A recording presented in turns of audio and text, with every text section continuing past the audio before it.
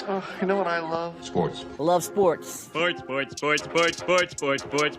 it comes to Texas A&M. Where are you getting this information? Let me tell you. Welcome to TexAgs. It's here. It's time. There's always a buzz in the air when you hit this moment. He is a guy that has gotten better and better and better. He's just got that dog in him. We will develop men. We will graduate players, and we will win championships on the field. I think of him as this hawk. Before long, he's going to be swooping in on those quarterbacks. And they embody what the school is about. It's about getting into hard situations and getting ourselves out. It's about working hard. It's about doing amazing things. And this is a real program. It's not fake. This is a real place. And if you want to be really good at football, this is a really good place to be. You know, if I'm betting on anybody, it's the Aggies.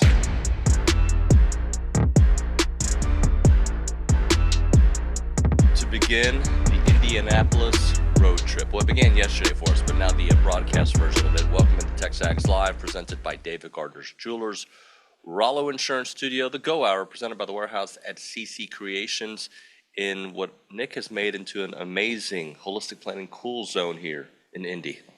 The cool zone travels, and it traveled into Nick Savage's Hotel room.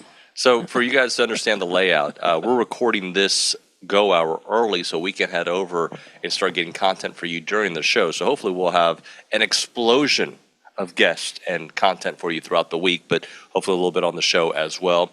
But OB, before we start any combine talk, an explosion of offense last night for the A&M baseball team, 25-5 over Lamar. Yeah, how many home runs were there? 5, 6? I don't know. I think Sorrell had 2 and a grand slam, and I think everybody got into the act, right? Yeah.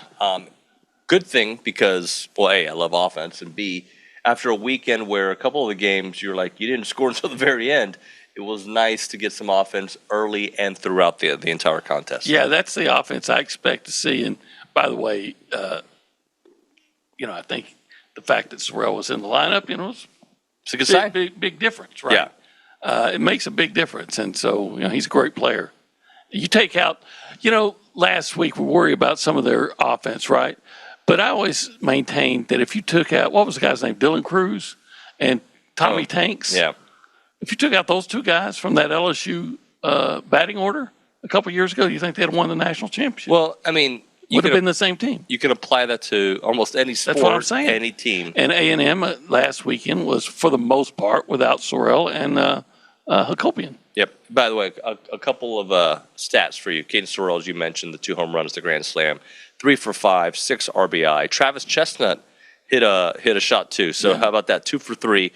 He had an RBI. You had Sawyer Farr, 2 for 4. Nico Partita, 2 for 2. Jake Dewar, 2 for 4. Boston Kellner, 1 for 2, including his home run. So a lot of offense in this game. Yeah, it's fun that way.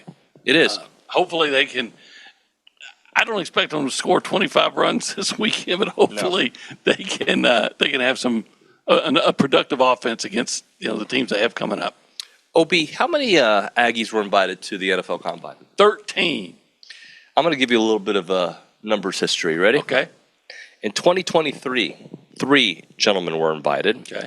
Devon Achane, Antonio Johnson, Jalen Jones. Okay? All right. That was under Jimbo. 2024, 5. Okay? Edge Cooper, McKinley Jackson, Damani Richardson, Layden Robinson, Anaya Smith. And then that's a lot of good football players. Really good football players. And then in 2025, 3. Nick Scorton, Shamar Stewart, Shamar Turner. Do the math. That's 11. That's 11. That's less in 3 years than what A&M has got going on this year. Yeah. Now, let's just hope and I believe that this is not just a bumper crop. Right. Right. That you just didn't have one good year. I think under Mike Elko and the way, again, they identify and develop talent, that you're probably going to see more years where there's somewhere in between that 5 and 13. Yeah. Right. And hopefully you have like 5 players like they did that year with Edge. And then, some more players, even more than that. But, those guys that may not be looked at as first and second, even third round picks, but, good solid players that get drafted in the fourth and fifth round too. So here's who's going to be going today. Scooby and Torian. Defense. Yeah, a lot of defense. Scooby and Torian early today. Tyler Onyetum and Albert Regis. And then the last one to go today at 10 o'clock Central will be Cassius Howell. Yeah, and I'm really interested in what Cassius has to say. Yeah. So I've already heard a lot of talk, from scouts about him. So it's some positive, some And some with questions, some questions, right? yeah. And by the way, how many people are going today? I'm sorry. 5 people are going today? Yeah, 5. Which is still more than went last year altogether in the first day. So Cassius Howell, let's Well, if you look at it the last day, and I know we're getting ahead of ourselves, but the last day with the offensive lineman, That's you're going to a have whole- more than you had last year. So. Yeah, this is true. So third straight year that a defensive player is, there's going to be a lot of defensive players this year, but is your marquee player. Because if you go back to Edge. And the trio from last year, but Nick Scorton being the first one, and Shamar Stewart, I should say. And so the fact that a Mike Elko-led team continues to have defensive players kind of leading the way. Yeah, I would expect that, right? Great defensive coach, really knows what he's looking for in a player. Probably isn't going to bring in a player that doesn't fit what he has in mind, or at least he doesn't see the potential in it. And again, if you bring in a guy with potential, especially defensively, I have faith that a Mike Elko coach team is going to bring that potential out. And we've seen that. We're seeing it this year. Now, you and I are different because I think we're old school / we're old, and old school / we're old. But we used to hate seeing Cassius in coverage. Yes. Because I don't like defensive ends and edges covering tight ends, wide receivers. I'm not a big fan of that. That being said, as I was researching, that's what a lot of scouts liked about what they saw from his ability to cover guys out in the wings. Yeah, look, he's very athletic. There's no doubt about that. And so he has that ability. Mike Elko wouldn't put him in that position if he didn't have that ability to cover and to cover well. My take is always, but if you put him in coverage, you take him out of the pass rush. That's your best guy. Right. So, look, Elko knows more than me. I'll acknowledge it. So will everybody else. But I like having my best pass rusher going after the quarterback. So we kind of touched on this a tad bit yesterday when we did our setting the scene. But is he a pass rush specialist, or is he a guy you can use on every down? Yeah, he's probably looked at, I'm guessing, as a pass rush specialist with the ability, that they're going to see him like, hey, look, Cassius, we know you can get to the quarterback. Now we're going to have to make you work on, setting the edge and playing run defense as well, being more of a complete player. And I think he can do that. Again, he's so athletic. He seems to be very coachable. Good attitude. I think he can do that. I think it's interesting that this defensive line, we're going to talk a lot about them throughout the hour. A year ago today, there were a lot of questions. Yes, there were. Okay? A year ago today, we did not know if this defensive line was going to be any good, and that was one of the big holdups we had for this team, right?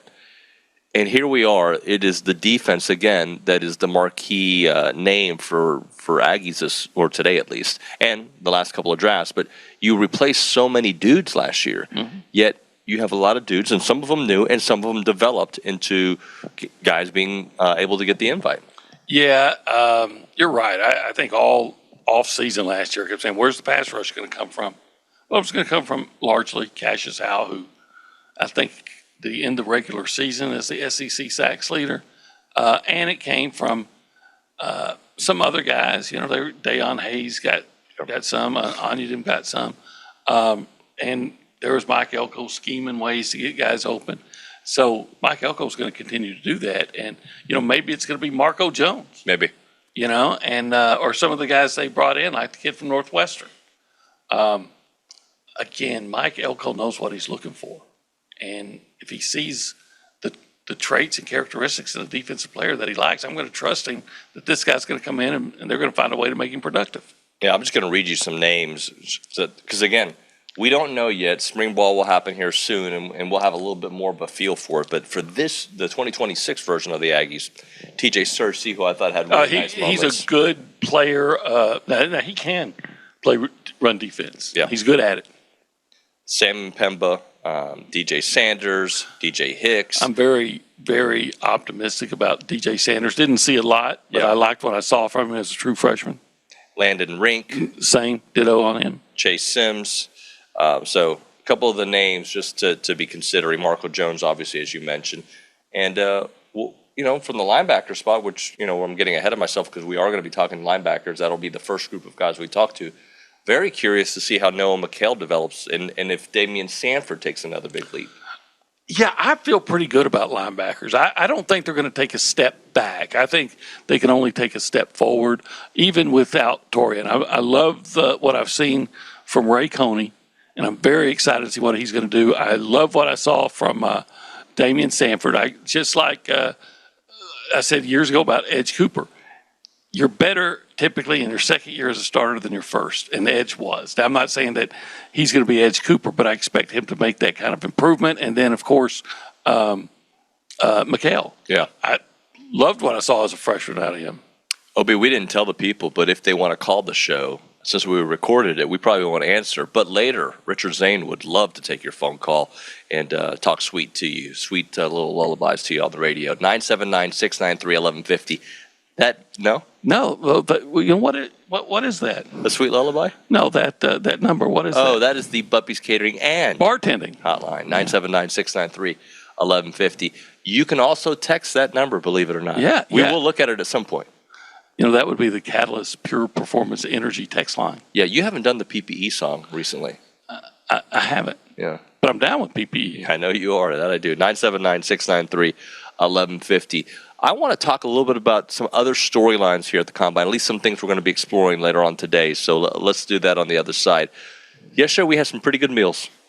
We did. We did. I would say excellent meals. Yeah, I had a little shrimp gumbo for lunch, and then I had a Philly cheesesteak for dinner. Yeah, I had a little pork chop for dinner. I had a little etouffee for lunch. Yeah. But I was still craving more meat. You can't go wrong with more meat. No. And you know what? Just a plethora of meat. Just a meat fest. And if you want to have that meat fest, you go to 1775 on Thursdays, Fridays, or Saturdays to have some of the best meat you can eat. Like you have that succulent brisket. Tell me more. And those amazing pork ribs. They are amazing. And the sumptuous, not succulent, but sumptuous. That's a new one. Jalapeno cheese How do you spell sumptuous? sauces. SUMPTOUS, I think. Yeah, I think you're right. Yeah. I don't know. There might be an I in there. I don't think so. Could be. And then, of course, the ultimate side dish. Queso mac and cheese? Queso mac and cheese. That's right. You can check out the website to learn more about it, or you can just go to it. They're open Thursday through Saturday, 11 a.m. until they're sold out. 1775txbbq.com, or call them up, 979-492-6241. It is 1775. And it's good.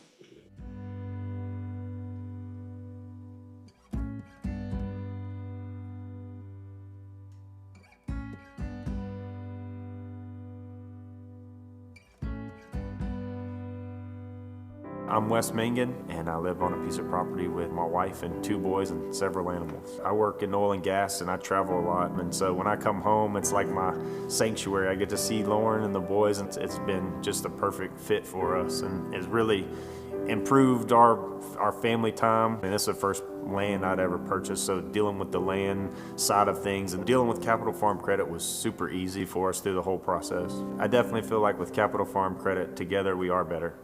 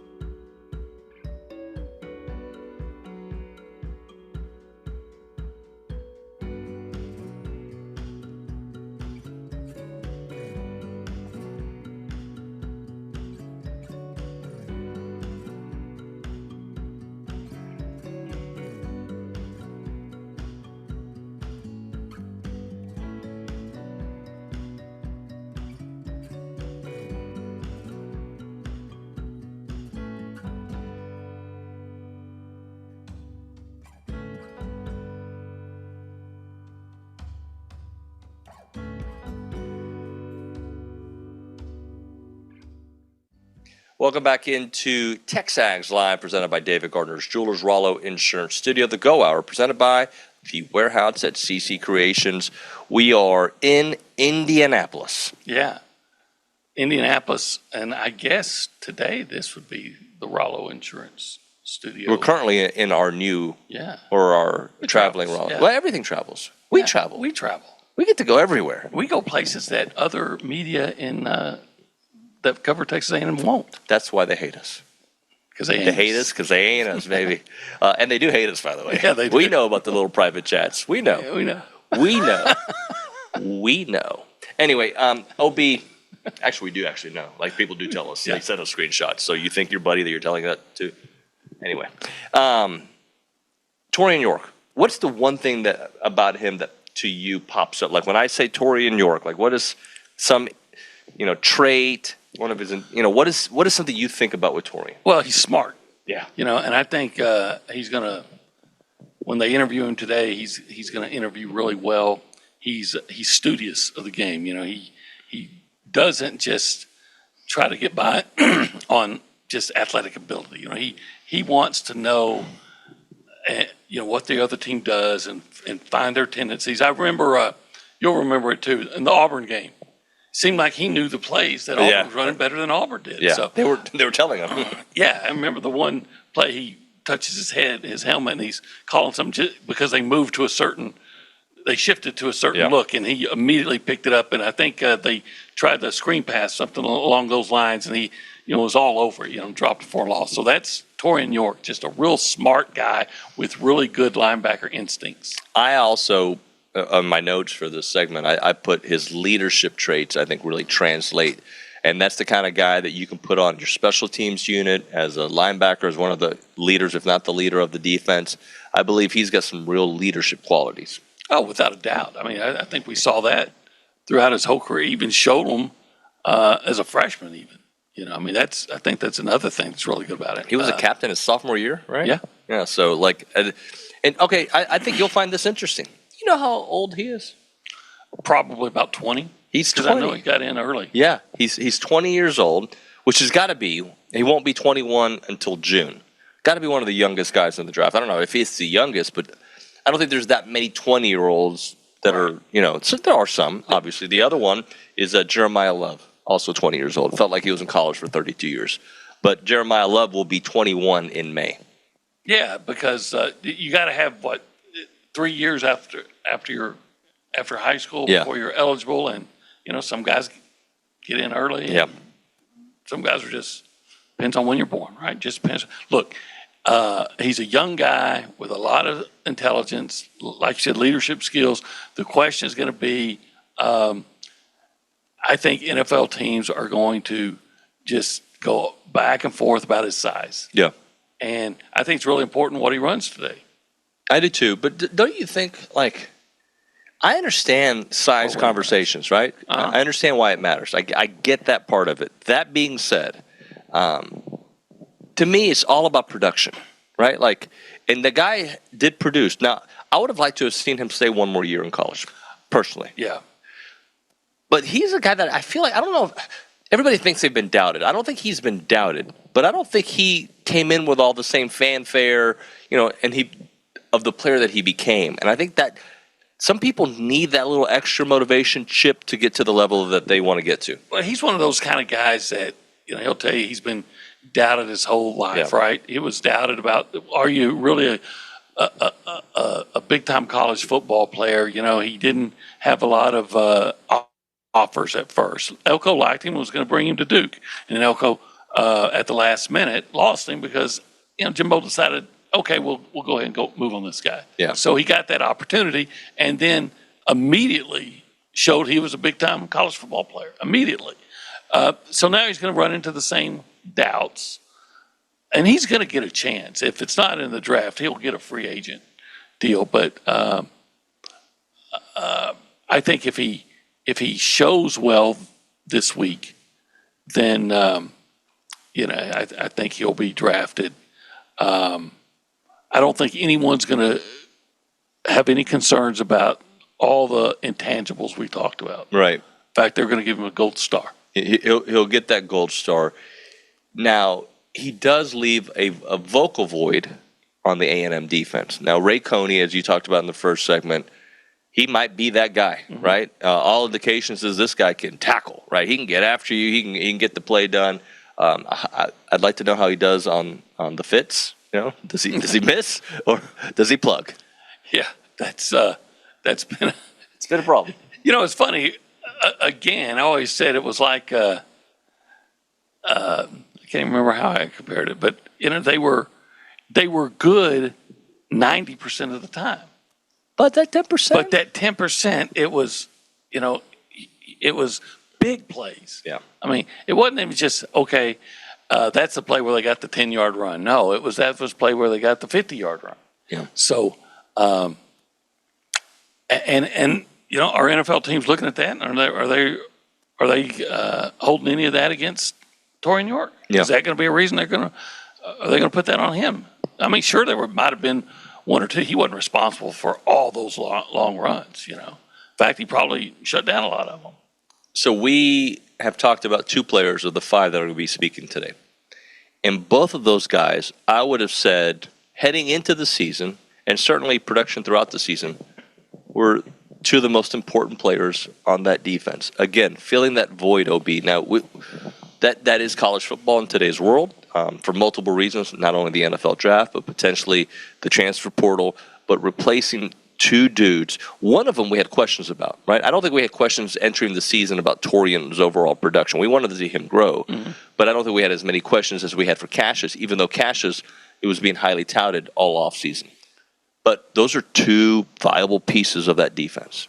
Yeah, but it's like you said, that's the nature of college football. And replacing them is easier, obviously, now with the transfer portal than it ever was. So it used to be if you lost a great player, then you're like, okay, how are you going to replace this guy? Right. Because if you didn't, unless you're a team like Alabama back in the day that had ever more depth than anybody else, it was often hard. I always say that, remember, I got ruined for cornerbacks in my very first year covering A&M when they had Ray Mickens and Aaron Glenn. Yeah.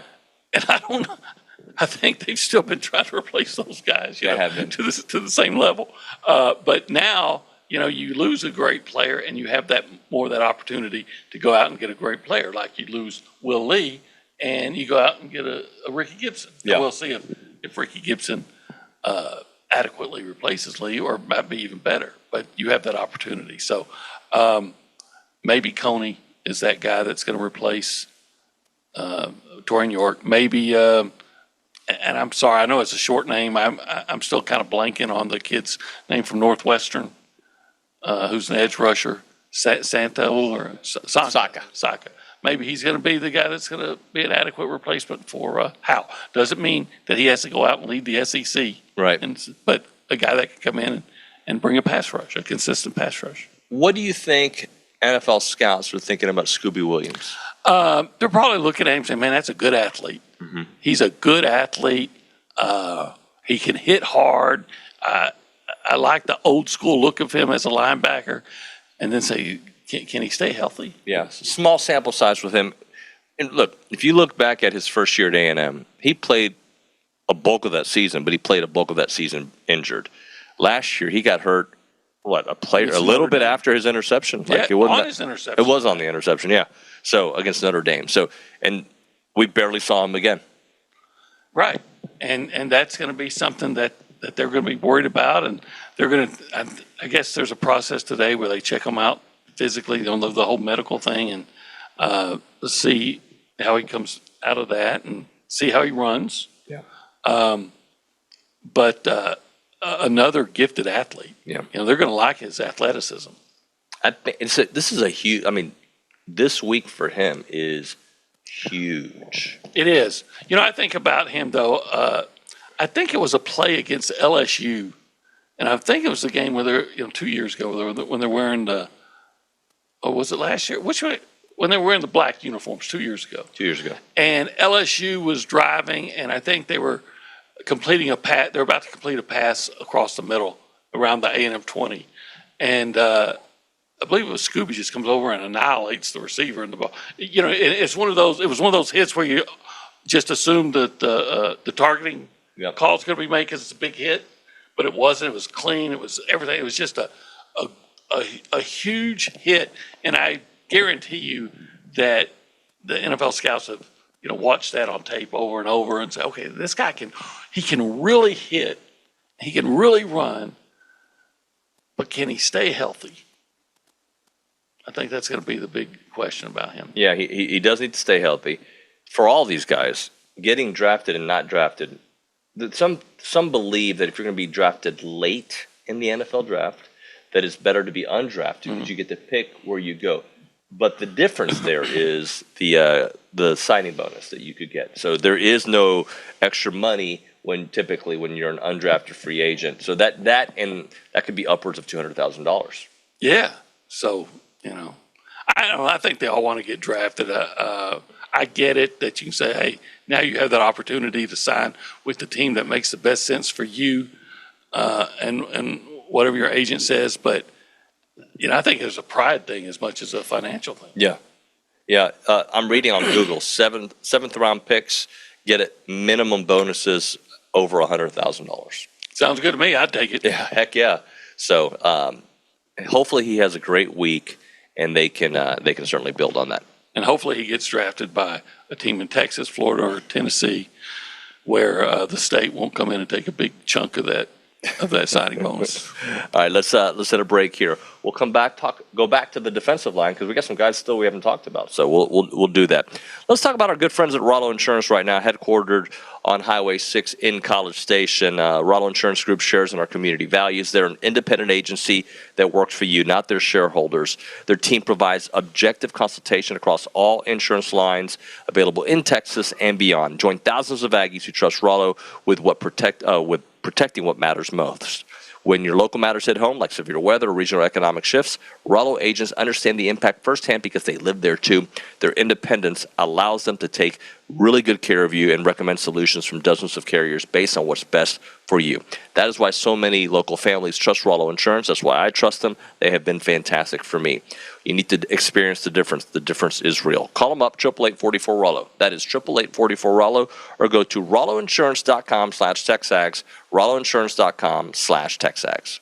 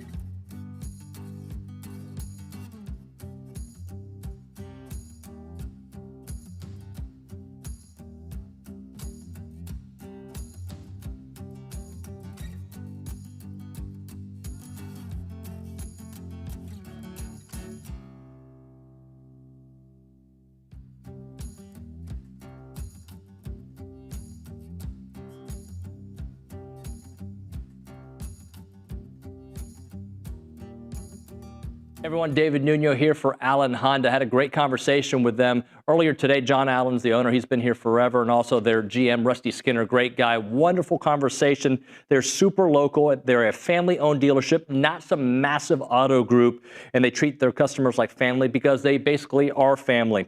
They're Aggie alums. They love Aggie sports, and they've been serving the Brazos Valley with integrity, with passion, and commitment to excellence for over 50 years, which is very rare, by the way, for the independents because people trust them. And that's why they've been doing it for such a long time. Whether you're looking to buy, lease, or service your vehicle, you can count on them for transparent, no pressure experience that puts your needs first. And I can attest to it, had a great conversation about my own situation with them.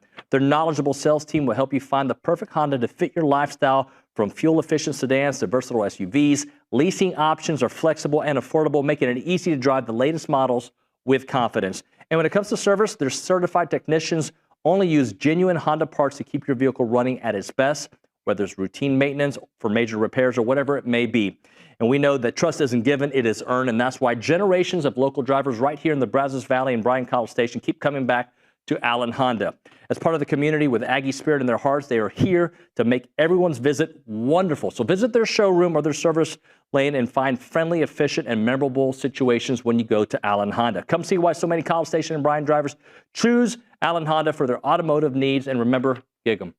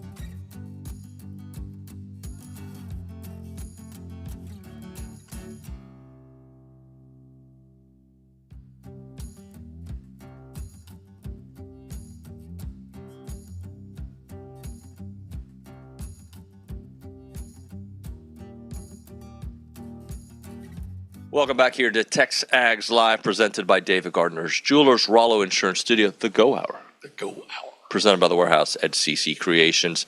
Not at the actual Holistic Planning Cool Zone, but we got similar chairs. Not as comfortable. No, not as comfortable, and they tend to roll a little bit. Yeah. But hey, it's not about comfort. No. It's about bringing the people what they want. And they want information on the Texas A&M Aggies. Yes, they do. So what would be your 2-3? I mean, we've discussed this, and we'll discuss it all offseason, but it'll help us get into this conversation here. What are the 2 or 3 biggest question marks of the 2026 Aggies you have today? Offensive line. Yeah. Yeah, how are you going to rebuild that offensive line? Defensive line, pass rush again, same as last year. What's going to happen with the pass rush? And then I guess the next question I'm going to have is how much improvement are we going to see from Marcel Reed? Mm-hmm. Yeah. Is that all those fair? All those are fair. If I say you get the exact same Marcel Reed, doesn't take a step back. Sometimes people have like Nussmeier didn't have a great year, I right? think he took a step back, right? But it was predictable. We talked about it. Said, look, in 24, when was he? He had a good year, but when was he compromised? When did he struggle? When the pass rush got When to him? he was under the pass rush. And that was with 2 NFL players at offensive tackle and 2 NFL players at guard. And he lost them. And he lost them. And his offensive line wasn't nearly as good. In fact, it was significantly declined. And what do you know? His production significantly declined. So I'm going to apply that same thinking with Marcel Reed. Right. Okay. Marcel Reed is losing 4/5 of that starting lineup. Just like LSU did. Right. And when was Marcel compromised? When he was sped up a little bit, when right? He was sped up, yeah. Yeah. And some of that was on him. Some of that was on incredible defenses that he faced, right? Okay. And but it was when the pass rush got to him and he felt those footsteps. I thought Marcel played really well. I thought Marcel played well most of the time. I thought he dealt with the pressure pretty well against Miami because he scrambled. Mm-hmm. And he was for a long time, the only running game A&M had was him scrambling. But I thought that he missed opportunities in the Miami game and in the Texas game. Yeah. Especially the Texas game. I really am high on Marcel. I think he's potentially he's a really good quarterback, potentially great. And the play against Miami when he wasn't able to complete the pass to Casey Concepcion at the 20, who's wide open, and it might have been a touchdown. That one haunts. I'm sure it haunts him, and it haunts me, and haunts Aggies. When he was forced to run and under pressure and in those 2 games, he was compromised, and some of it I thought was he should have just been quicker to take off and use those gifted running legs that he has. So the 3 questions, and there are more, but like the 3 big ones right now: replacing that offensive line. Yeah, number 1. We think they did a great job getting guys. We'll see if those guys fit and if they gel. Okay. Replacing the defensive line, right? And Marcel's growth, right? Right. Now, not everybody's going to put them in the same order. Mm-hmm. You might put Marcel first, for all I know. I don't know, but those would be. I think for most people, those would be the top 3 in some order. My number 1 is the offensive line. Okay, I agree. And it's not because I don't think they did a great job developing and in the portal. It's not that. I just always I'm always going to take away a couple of points from your offensive line if you're replacing your offensive line, no matter what. Like, you're not going to be as. Now, can they be better? Sure, they can be better. It's just. That was the difference to me in Texas last year, early to late, how that offensive line got better. And the difference with LSU, they didn't ever get to the level that they were the year prior. Yeah, they even seemed to get worse. They got worse. Well, injuries was part of it. But for instance, again, I was told by a guy that covers LSU before the A&M game, he said, hey, Tyree Adams isn't going to play. Right. And he's their best offensive lineman. Now, was he? I assume he was because the guy said so. Well, he's not with us. Or was he guys just trying to say, prepare for the loss? I don't know. But Tyree Adams is here. Cohen. I was told that he was their best offensive lineman, so there you got that. Cohen, you know what? Maybe the same guy was telling me, look, they didn't feel good about their offensive line coach. Yeah. Maybe those guys coming in and being coached by Adam Cushing is going to make a huge difference for them. Well, and look at his success with other guys that have come in. So Armage, who hopefully we'll talk to those guys on Saturday. Those guys wouldn't have been at LSU or in the SEC in the first place. Right. A&M, Eccles was once committed to A&M if they didn't have the ability. Yeah, that's exactly right. So the reason I asked about those questions because we're going to circle back to the defensive line. And who is, and the answer to me, the answer is obvious, but and it might be this every year, but who's like the one guy that not just us in general on that defensive line that we don't talk about a lot, and we should. I'm gonna give you the answer. Albert Regis. Oh, that's no longer. Yeah. Okay, yeah. I feel like Albert Regis, and every year we'll mention him. Like, God, he's so consistent. He's so good. Albert Regis was a huge part of the defensive line. Yeah. Consistently good. Yeah. Consistently good. Maybe never great in the terms what people use to define greatness so often. which is mean, guys always over the quarterback or always making tackles in the backfield, but just consistently productive. Probably the most consistent defensive lineman over the last 2 years. Definitely 2 years ago, in my opinion. Yeah, he is another. And what happened in the Miami game when he left? Well, they biggest run of the game. Some big run. Yeah. Yeah. He was so integral to it because he could just plug in that hole. Yeah. And he could get to the quarterback. He did so many things well. He's a guy that I'm very excited to see how he does this week. I am too. He's a very likable guy. So you kind of root for him, not just because he's the kind of guy that if he didn't play for A&M, you'd kind of like him. Yeah, he's got an intensity to him too. Yeah, and I think he's real smart. I think he really takes the quote cerebral approach to playing this position. He's not just he's physical. Don't get me wrong, but he's not just relying just on that. I think he's going to impress a lot of teams. Yeah, I agree with that. I do agree with that. Tyler Onyedim, another guy who, he really came on at the end of the year. Yeah, strikes me as an even better athlete as a defensive lineman. Now, he does make tackles in the backfield. I go back to the big fourth down against South Carolina, and I think it was Onyedim that made that play when Beamer should have kicked the field goal on the first drive of their first drive of the second half, and A&M got the stop, and that kind of opened the floodgates for the comeback. Huge play. According to the stats, 2.5 sacks last year. Do you know when the last 2 sacks happened? I don't. The last 2 games of the year. I know that that's typically a good total for an interior lineman. Heck yeah, it is. Yeah. I think he's so athletic. If I'm not mistaken, Iowa State played him more at the end than they did in the interior. I did not know that. Yeah, okay. I was watching. Maybe when I say more, maybe I'm wrong, but when I was watching, to get Iowa State games to get an idea what he was, every time I saw him, he was out on the end. Yeah.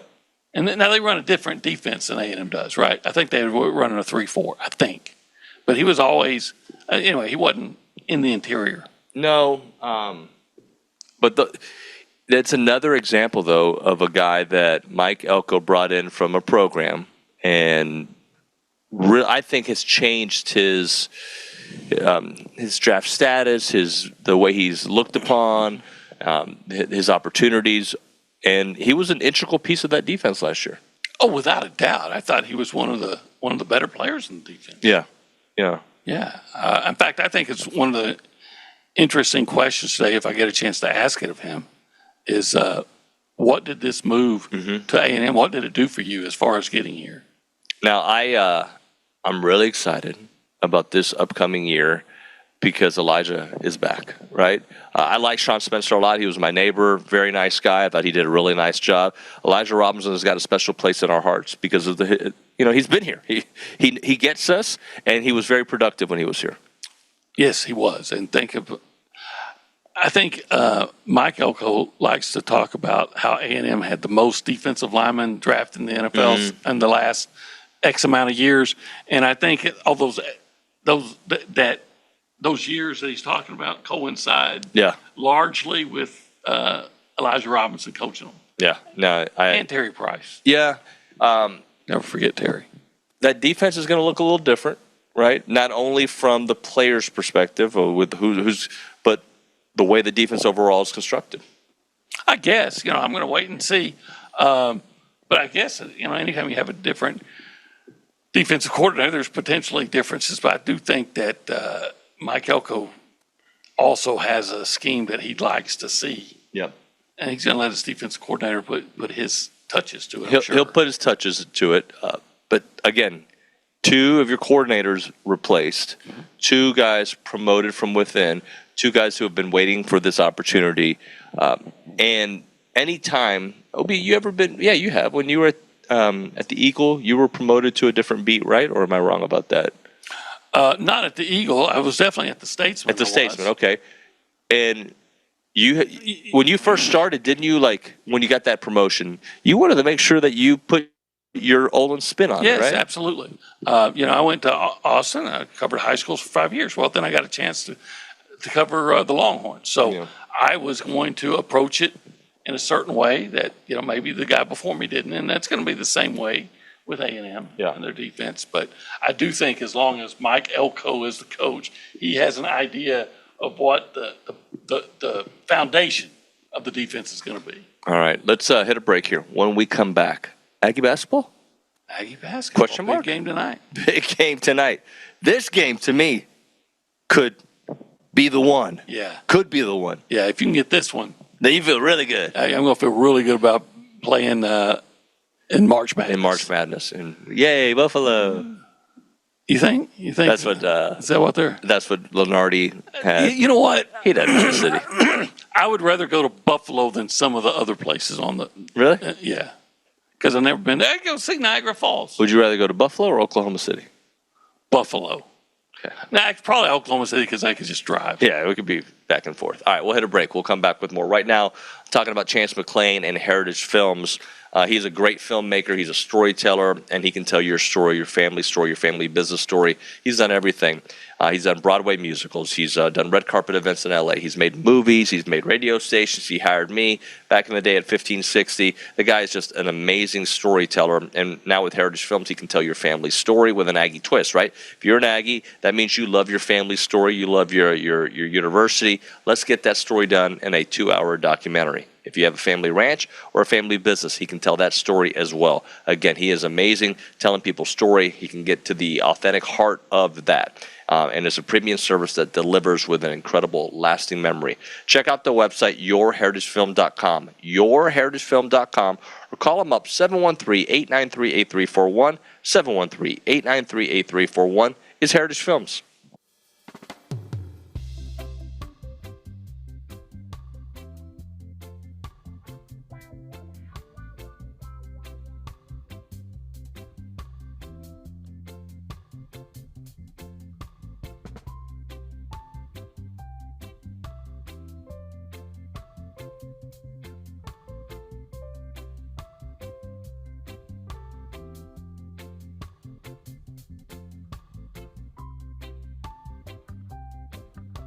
I wish I had Olin here for it because he loves energy drinks. Catalyst Citrus Spark. This is one of the new flavors out there. Whether you're grinding through workouts, cramming for a test, or closing in on a deal or getting ready for TexAgs Live, you never know, right? Fast becoming the go-to fuel for Aggies everywhere. Zero sugar. I'm all in for that. Or synthetic sweeteners, no artificial colors or flavors. Catalyst delivers clean, high-performance energy with smooth, crisp taste that is never syrupy, designed for both health and hustle. You want to get going, you use this Catalyst right here. It's about pure energy and pure results. And what sets them apart? Packed with premium nootropics blended to boost focus, clarity, and mental stamina. I need this. I'm in, guys. I'm in. Plus, with plant-based caffeine, vitamin B12, B6, Catalyst supports metabolism and energy production, making it more than a drink. It's your lifestyle training partner. Built for competitors on the field, Catalyst fuels strength, focus, and pure results. Buy now at drinkcatalyst.com. That is drinkcatalyst.com. Train harder, think sharper, pure results. It's Catalyst.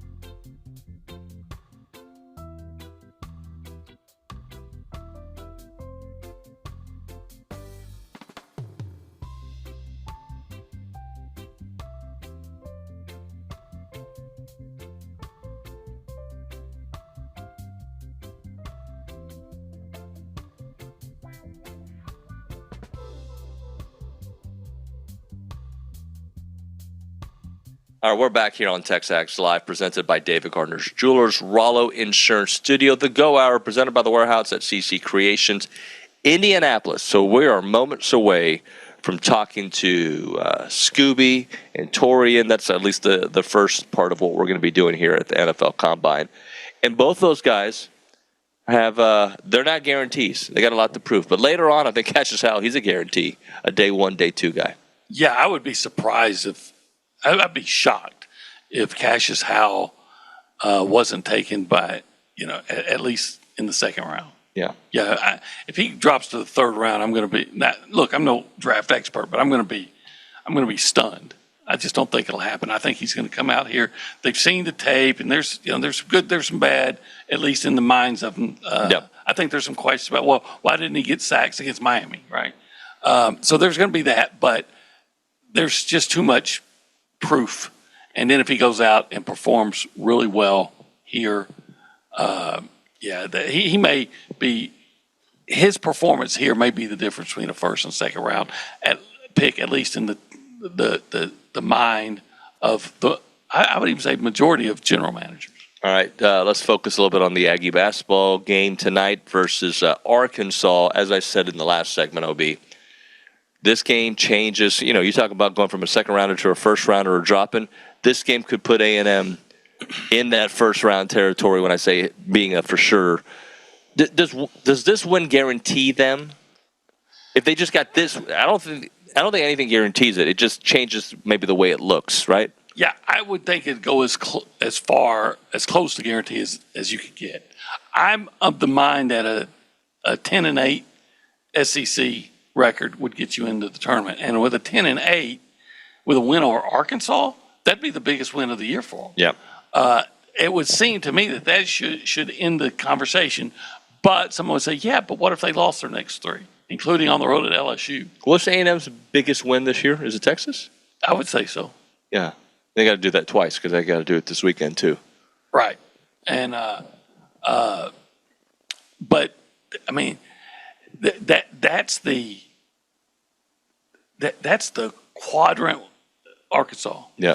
That's the quad one win of quad one wins. It's a top 20 team on the road. Right. If you could pull that off, that can't be ignored. No, it can't be ignored. But that team, even though you look at the stats, very similar in many departments, right? Like points per game, three-pointers, like they're very similar in many, but they are definitely different constructed teams. Look, when I look at Arkansas, they have a dynamic point guard who can really score, and they have size. And they're at home. And where A&M, I believe we should talk about it. They're 1-8 in SEC play. Yep.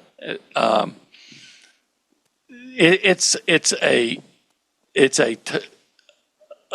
huge challenge.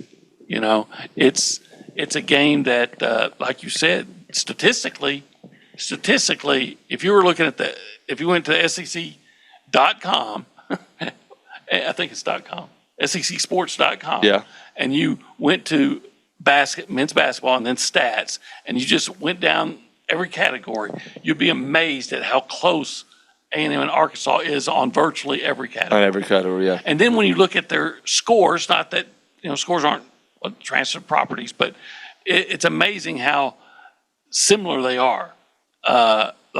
Both having lost a one-possession game in double overtime at Alabama, both beat Mississippi State by the exact same score. It's when they lost, they both A&M has that loss to Vanderbilt, Arkansas has that loss to Georgia. Yeah, you're like, man, these teams. I know they don't look the same, but on paper they do. So I think A&M is going to go in there feeling confident, hey, if we play our game, we can win this game. But, man, that's a really good Arkansas team at home. When's the last time we saw A&M at their best? Was it the Georgia game? Yeah, probably, because they were great that day. So I'm wondering, let's say a really good Arkansas at home team versus that A&M team that played against Georgia. It'll probably look a lot, hopefully with a different result, but a lot like that Alabama game. The Alabama, they actually don't. Yeah, the Alabama game they played very well. They did play. They did. They just didn't win the game. They didn't play great on defense, but of course, it's hard to play great on defense against that Alabama team. Yeah, but that would be the last time. Yeah, the Bama game, which was pretty close to the Georgia game, right? Was it the very next game? It might have been the very next game. Yeah. Then with Georgia, Alabama, then Florida. Yeah, then Ole Miss. Missouri, Ole Miss, yeah. Or something. I know there was 5 games starting with Georgia that were very key. So, anyway. But, again, you take care of business tonight. We can start planning for an NCAA tournament. Vanderbilt was in there. Vanderbilt, that's right. That was not one of their best performances. No. But you win tonight, you can start planning for an NCAA tournament. Not guaranteed just yet. You don't, you got work to do, and nobody's picking you to win this game. No. But they are picking you to win the rest of them. I would feel really good about the opportunities that are there, including tonight. But I'll be honest, I would be skeptical. I'm pessimistic about tonight. Just the history of A&M at Arkansas makes me pessimistic, and this is a very good Arkansas team. But I feel really good about the prospects of going 3-1. Yeah, in these last 4 games. You get that version of Aggie, that version of Rylan Griffin. Give me one more guy. Like give me a Reuben game. Give me a Zach Clemens game where they give me 14 plus. Yeah, look, I'm not saying they can't win tonight. I'm saying I'm pessimistic. I'm being honest with you. I'm not going to lie. But this team has shown that they can win. I mean, they've played teams that have beaten Arkansas and have beat them. Like I said, Georgia and some others. So, but you're going to have to play, like you were talking about, you're going to have to play your game at a high level. Yeah. At a very high level. All those guys you were just mentioning need to produce. You can't be missing. Look, I know you're not going to make all your 3-pointers, but you're going to have to hit probably about at least a dozen. And when you get those wide open looks, you got to knock. You got to hit your free throws and hit a dozen threes. Yeah. Just to give you a chance. Right. And force turnovers. So I'm adding to the list. Well, that's something that they typically do when they win. Yeah. Now they didn't do it at a high level in their last game, but they still won. Well, if you think Oklahoma. If you think about it, last week for an Aggie sports perspective, outside of softball really struggling a couple times against ranked teams, it was a really good week for Aggie sports where baseball got the sweep, basketball got a couple of wins, women's basketball got a couple of wins. It was a really good. You know what I say to that, OB?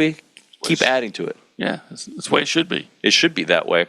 All right, so this is what we have. All right, OB. We've got. I'm just going to kind of go through the schedule, and I know that. On the show, Pat Henry's coming on, Trisha Ford's coming on. We also have Jason Howell coming on, Kendall Rogers. But in between all that, what we hope to do is get a couple of interviews with Scooby Williams and Torian York. That'll be at around at the top of the next hour. We hope to get that. So we'll have that. We'll have Tyler Onyetam, Albert Regis, and then at the end of all that, Cassius Howell. All right, sounds like a big day. It's going to be a big day. A big day in Indianapolis. The person who can help their stock the most is today from that group. Oh, gosh, the most. Maybe Torian York. Torian York, okay. Maybe. Yeah, I was going to say the linebackers. I don't know which one. Can Scooby really help his stock that much? Yeah. If he shows that he's healthy and runs well. Yeah. But I think Torian,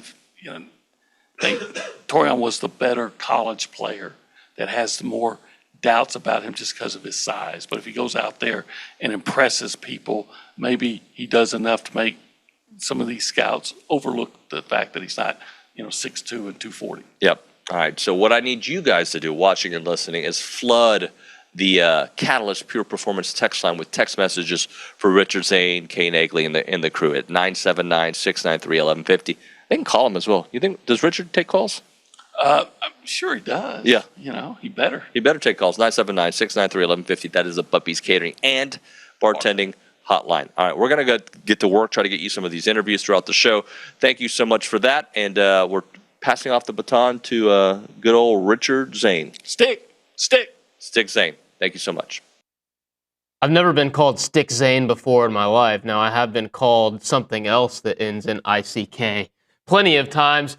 Perfect handoff right there from Olin Buchanan, David Nuño in Indianapolis. They're already busy at the NFL Combine. If you're a TexAgs Premium subscriber, you can find the press conferences, the media availabilities with Texas A&M linebackers Torian York and Scooby Williams available right now. We're already off and running. This is TexAgs Live, brought to you by David Gardner's Jewelers. I am Stick Zane inside the traditional Rollo Insurance Studio, and we're wasting absolutely no time because David's already caught up with his good buddy, one of his best friends, John Harris of the Houston Texans and FootballTakeover.com, Indianapolis.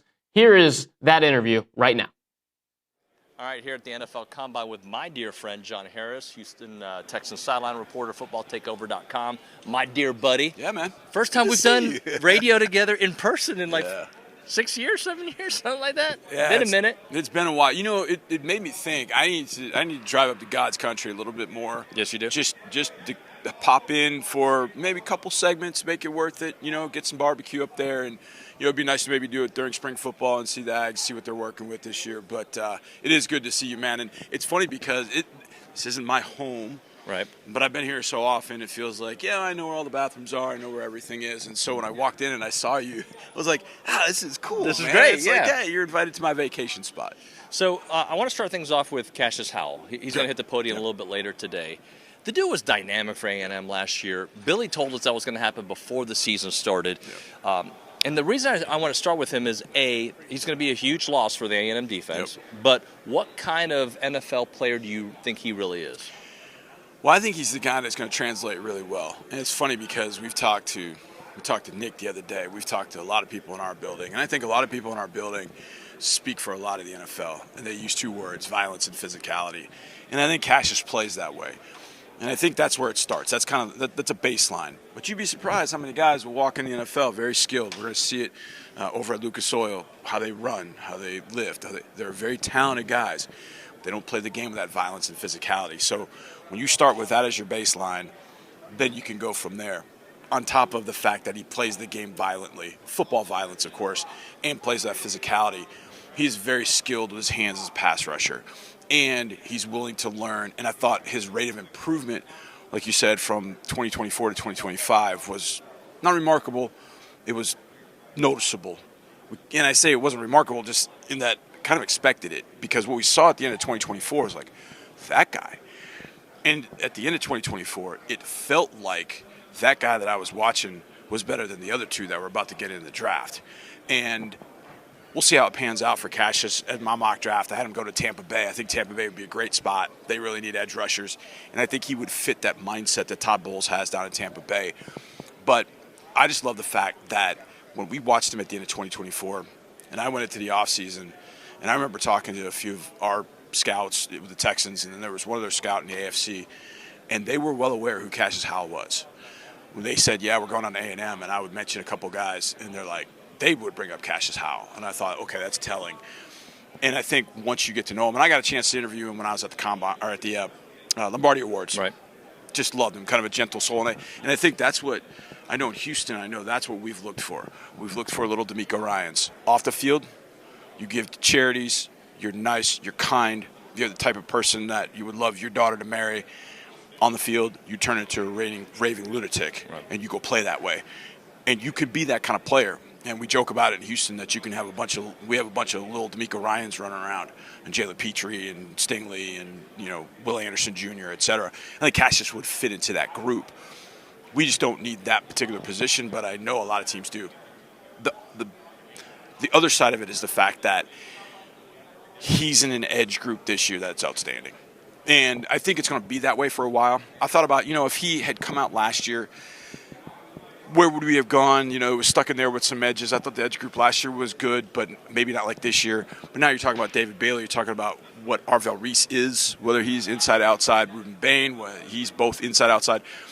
But Cassius provides something on the outside. Again, in violence and physicality, he can play stand-up. He can put his hand in the dirt.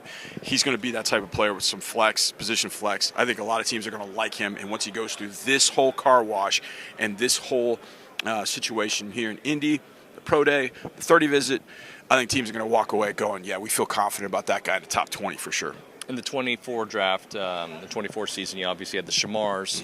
You had Nick Scorton. This year, you have Cassius Howell for A&M. So who might it be next year that we're talking about? Is it Marco Jones potentially? Well, that's a good question. Yeah, I think it could be. I think on the offensive side, and again with edge rushers and wide receivers, I think people have gotten smart. And where I'm going with that is Craver. I think Craver is going to be a guy that this process loves. His change of direction, his speed, his ability after the catch. I think he is a guy that's going to shoot through the roof. It's going to be interesting to see how people relate to KC Concepcion in this process. I think they'll take him very well. I think he is going to be drafted at, I don't know if it's first round. I kind of got him back in the first round, but that's where he should go. I think there's a lot of teams that have wide receiver needs. They're going to look there. But I feel like Mario is going to go through this process, and teams are going to say, hey, that guy's got a different level of acceleration. We need somebody like that. That's an elite acceleration. We've got to have that we don't have that on our team. And there are a lot of teams, they might have a lot of receivers, they don't have somebody like that. So I think going through the process, throughout this offseason, into the season, and then the draft season for Craver, I think he's that kind of guy. Back in the day, a quarterback built like Marcel Reed would have been converted into a wide receiver. That's right. Reggie McNeil went through it like others have, right? Running back, slot receiver, would have been exactly. How will the NFL look at Marcel Reed if he has a similar or even better year a year from now? Well, the question of size will always come up. I mean, because we have still in this game and in this league a lot of dyed-in-the-wool. Bill Parcells got to be 6'4", 215, or I won't consider you. There'll be some teams that just say, nope, not for us. But there are enough teams that have gotten smart to the fact that you've got to have a quarterback that can get you out of danger.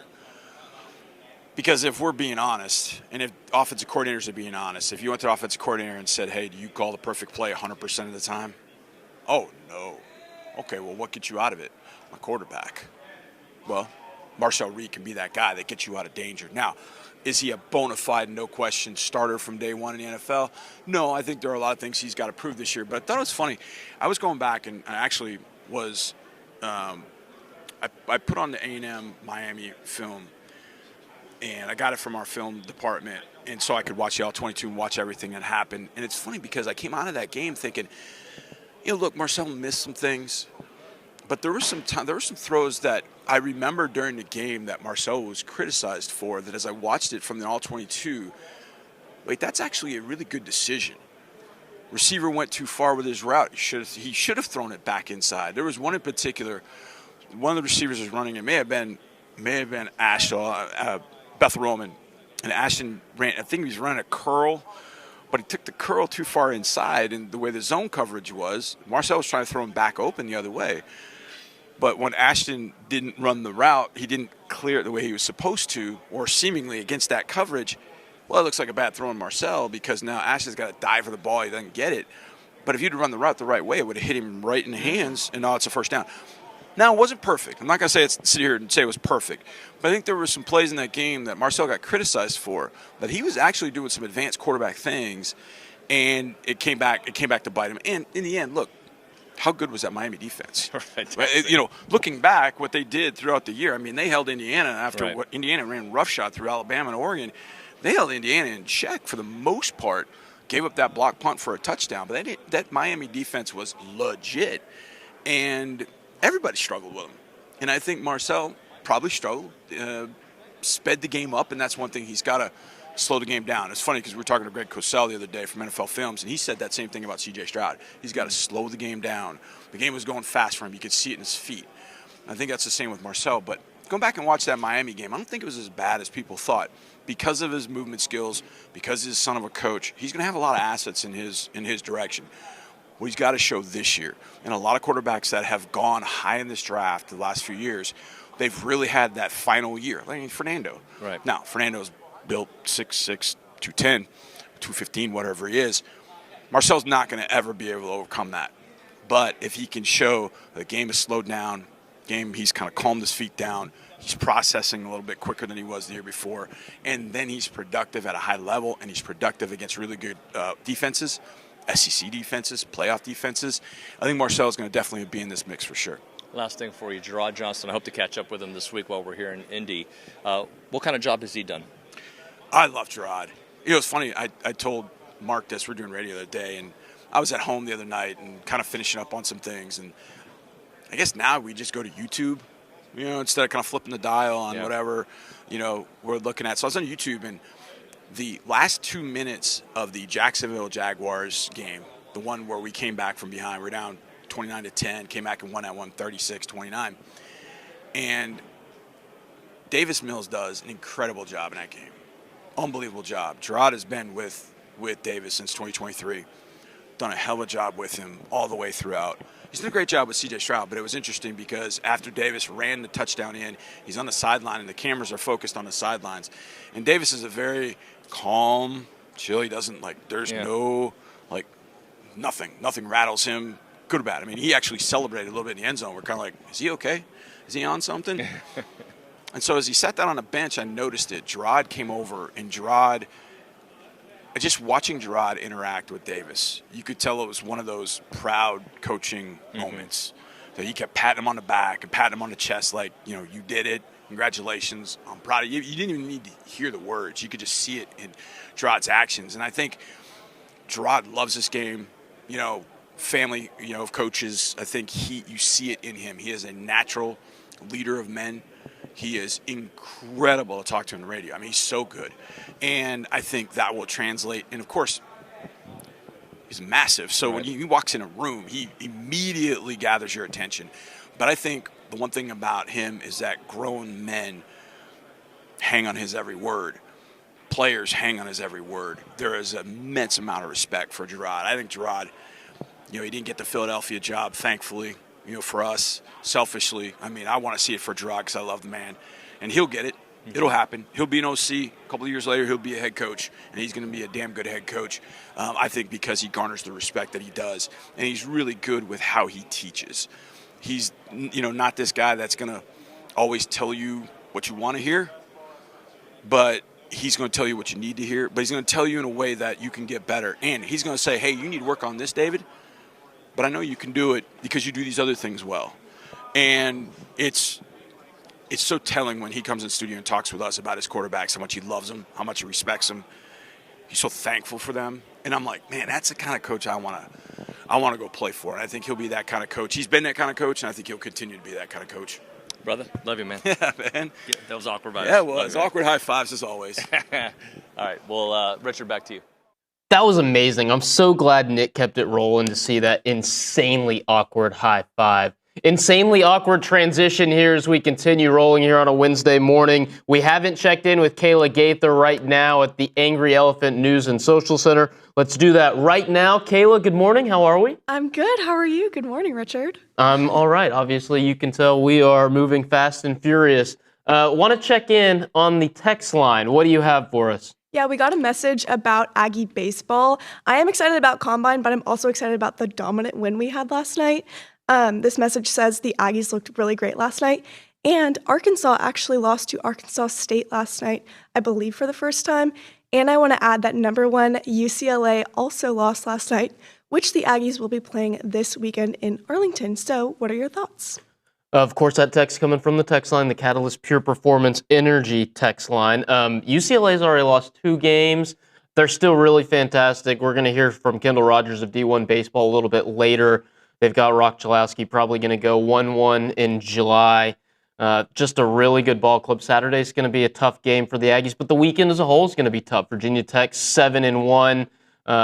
Arizona State undefeated. See what they did to Oklahoma last night in Norman. I believe it was 15-3. The Sun Devils all over the Sooners. I think it was 15-4. 15-4. Yes. Regardless, they destroyed Oklahoma. A lot of really weird results last night. You mentioned Arkansas. LSU dropped a game to McNeese State. Highlights the importance of winning on Tuesdays, and the Aggies did so with the consistently patient offensive approach, and I think that's the biggest takeaway from a 25-5 beatdown of Lamar. Plenty more baseball conversation coming up In the 10 o'clock hour, we'll check in with Kendall Rogers of D1Baseball. But right now, as we run this relay race of a TexAgs Live, I don't think there's anybody better to judge the caliber of our handoffs than Pat Henry, the legendary track and field head coach. He'll be in studio next segment with Kay Nagley for the track and field report. Don't go anywhere. You're listening to TexAgs Live.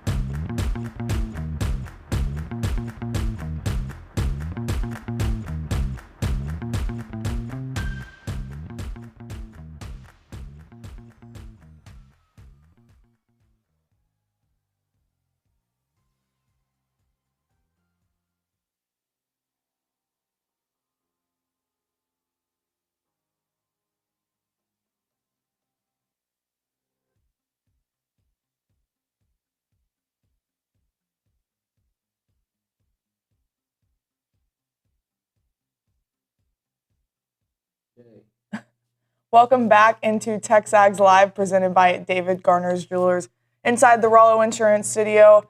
I'm sitting down with legendary coach Pat Henry. No, you don't like the word legendary, or no, not when you use it all the time. No, I don't. I don't. I love to hear it. Well, Texas A&M Track and Field has a huge meet this weekend. Y'all will be hosting the SEC indoors. So we were talking a little bit before about just the level of competition in this meet. Just how crazy of competition do y'all have this weekend? Yeah, I mean, and I'm serious about this. This is the best track meet in the world this year, so far, indoors especially. When you get the SEC teams together, and the amount of Olympians that we have within the SEC is astounding. So this is a great competition. It's a team meet. Everybody's trying. This is a scored team meet. Everybody's trying to win this thing. So it's a fun one for people to watch. You know, people. I don't mean to get on high school coaches about this, but most high school meets are not very well organized. So it's very difficult for people to go out and watch a meet and sit down and watch a track meet. Really hard because it lasts too long. That's not how our meets are.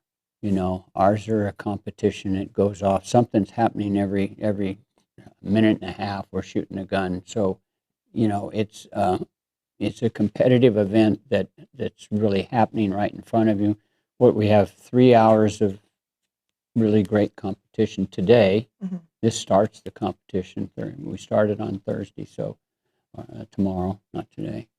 But you know, I think as a fan, if you've been to track meets, you know what I'm talking about. If you haven't been to track meets, and really never ever really had an inclination of going, because you go to a high school meet and you just get so tired you can't do that. Come to a college meet, come to one of these meets, and I think your idea about our sport would change. Mm-hmm. You spoke a little bit yesterday about you and Arkansas being the schools that can put this meet on. Yeah. Your second year hosting it. Just how much goes into producing a meet of this caliber? Yeah, I mean, we have to have 100 officials plus, you know, that work this event. So organizing those folks and getting those people here, that's a difficult opportunity. That's difficult to do. And we have volunteers that work around them. So we have a lot of people. Those are people that know how to run the long jump or know how to run the pole vault. We got to have other people that work around our sport that are just volunteers as well, because there's a whole lot going on. Yeah. Yeah. In this NIL era, if you will, I'm curious just how the level of competition within the SEC has shifted. Have you seen it even ramp up even more than you thought was possible?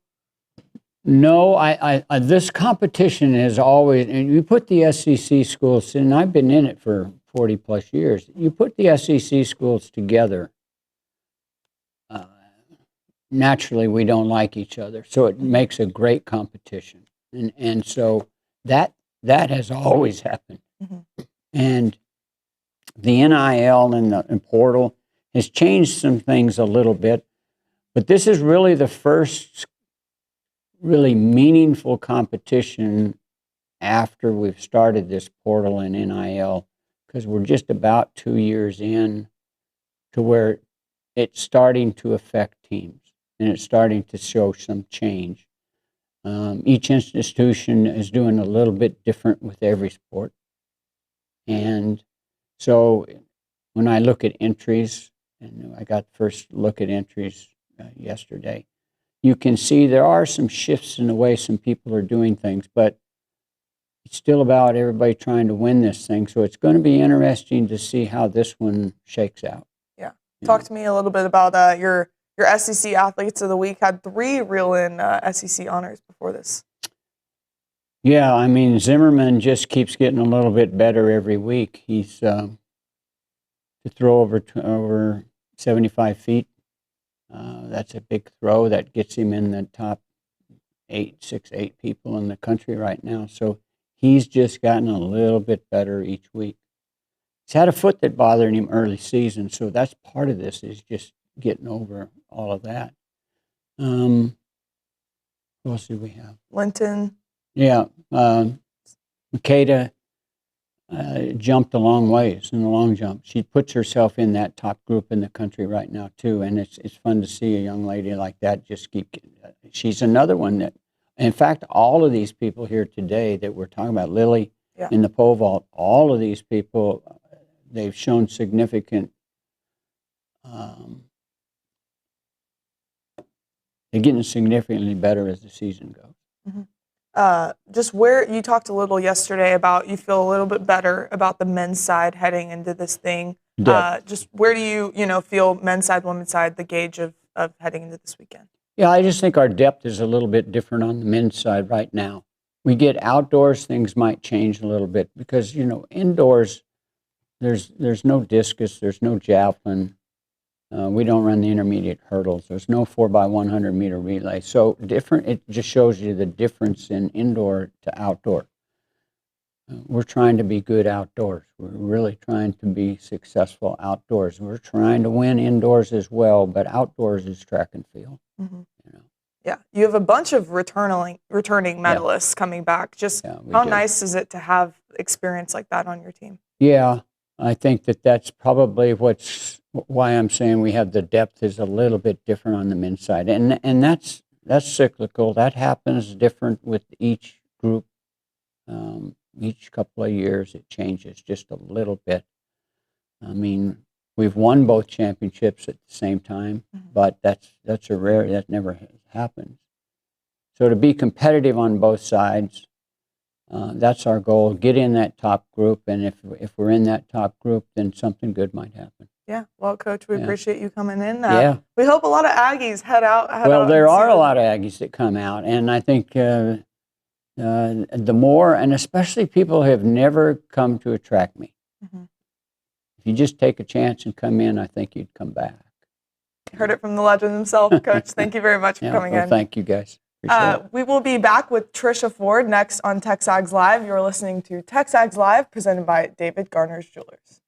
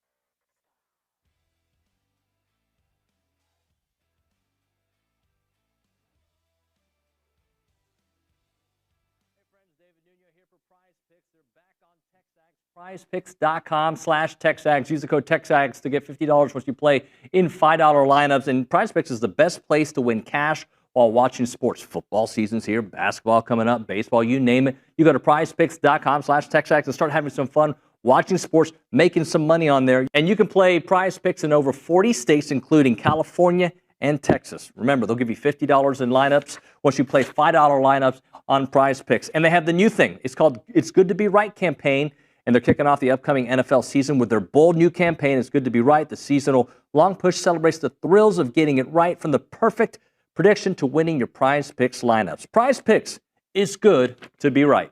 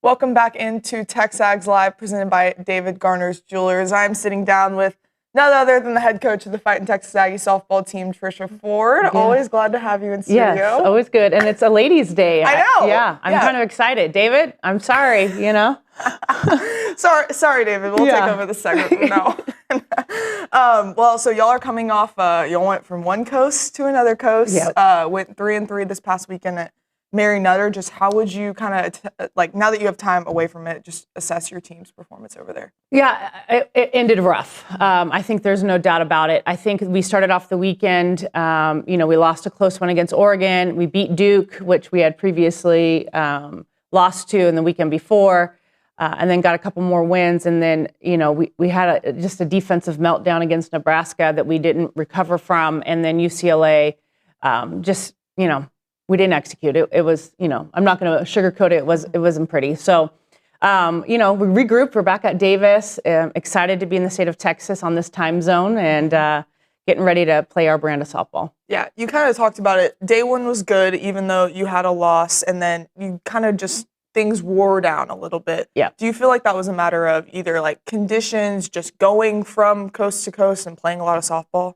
Yeah, there's a lot of quote unquote reasons, but at the end of the day, we have to be able to play softball at a high level no matter what the situation is. So yes, do I think that there are some things that maybe I'm irritated with myself about? Yes, but I think at the end of the day, we have to be able to play a high level brand of ball. So yeah, and we did it.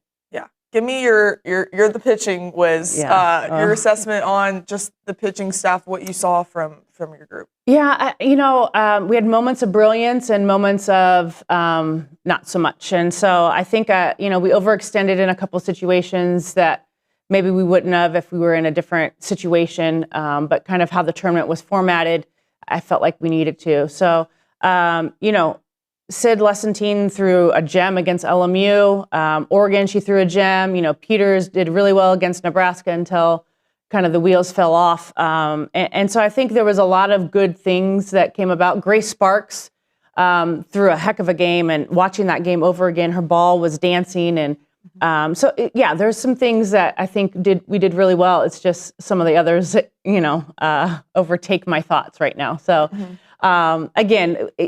life is full of hard, right, and adversity, and it's really how you respond to it. So for me, I'm excited to get back on the field, on a real collegiate field this weekend and go out and compete. Yeah. Do you feel like that consistency element is just what's going to be that next step for this pitching staff? Yeah, I agree. I think, there were some really good innings put through, and then, I kind of feel like when it went bad, it went bad. Mm-hmm. And so, I obviously need to probably make some changes quicker. But I also feel like, we had some tough conversations, loving conversations, we'll call it, yesterday, of just challenging them of these are the reasons why so many companies hire female athletes is because of your resilience, your ability to work together, but your ability to fight. At the end of the day, we're in a street fight and you're going to get punched in every game.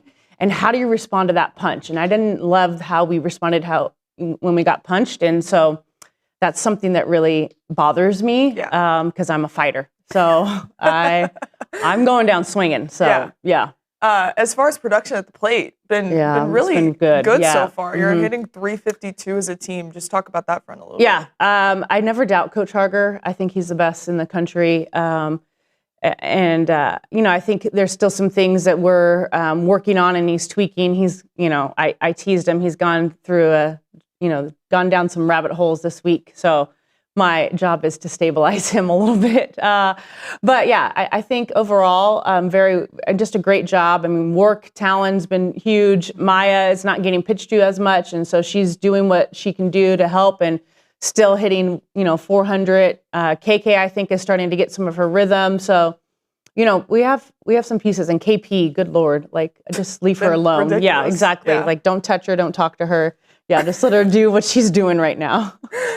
With, going from one coast to another coast, just how nice is it to finally sleep in your own bed and play at Davis Stadium? Yeah, it was, last night I went to a high school game about 2 hours away, and it was still nice to be driving on the Texas roads back home. I was like, I still get to sleep in my bed. So, yeah, it was, in Clearwater, we played super early mornings, and in Mary Nutter, in California, we played really late games. So, yeah, I know how my old body feels, so we'll just leave it there. Yeah. Y'all are playing a good field this upcoming weekend. Houston, Kennesaw State, Louisiana Lafayette, St. Mary's. Just kind of talk to me about what you know about some of these squads. Yeah, I think, if we come out and play our brand of ball, we're going to be fine. I think they're all going to be scrappy, Houston especially. They have just some talent there that, whenever you play in-state teams, it's just different, Kennesaw State has Selena. She's one of our alumni as their head coach, and she's, a riot. And I love, her and I, we always say we're spirit animals. So she's going to get that program going. And then St. Mary's is my alma mater. So, there'll be a lot of teams trying to get us, but not this weekend.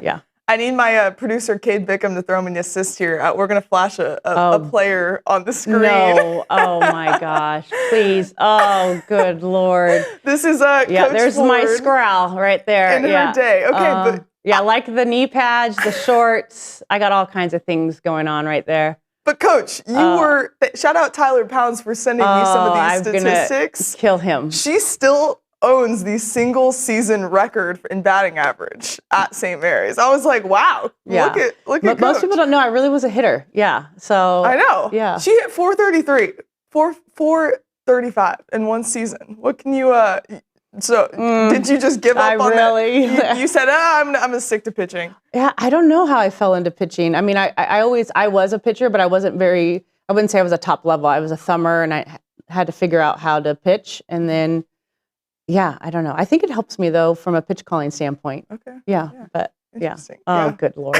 Yeah.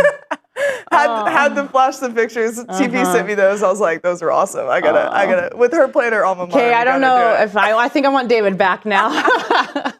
Man, Coach, thank you for coming in. We Thanks so much. Best of luck this weekend. Thank you. Thank you. We will hit a break here on TexAgs Live. This is sponsored by David Garner's Jewelers.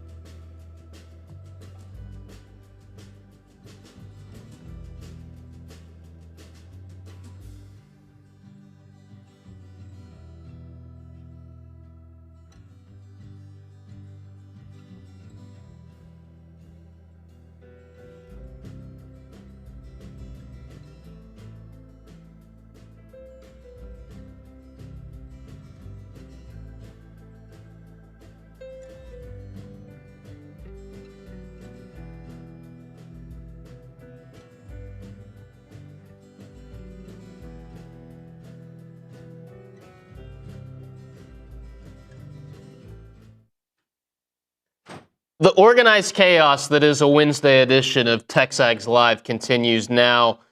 This show is brought to you by David Gardner's Jewelers, and as Coach Ford said, it's kind of a ladies' day, at least it is during the 9 o'clock hour. We've got two ladies, one to my left, one to my right, and we're going to go to my left, the cool zone. It's Sydney Cleavinger, Around Aggieland.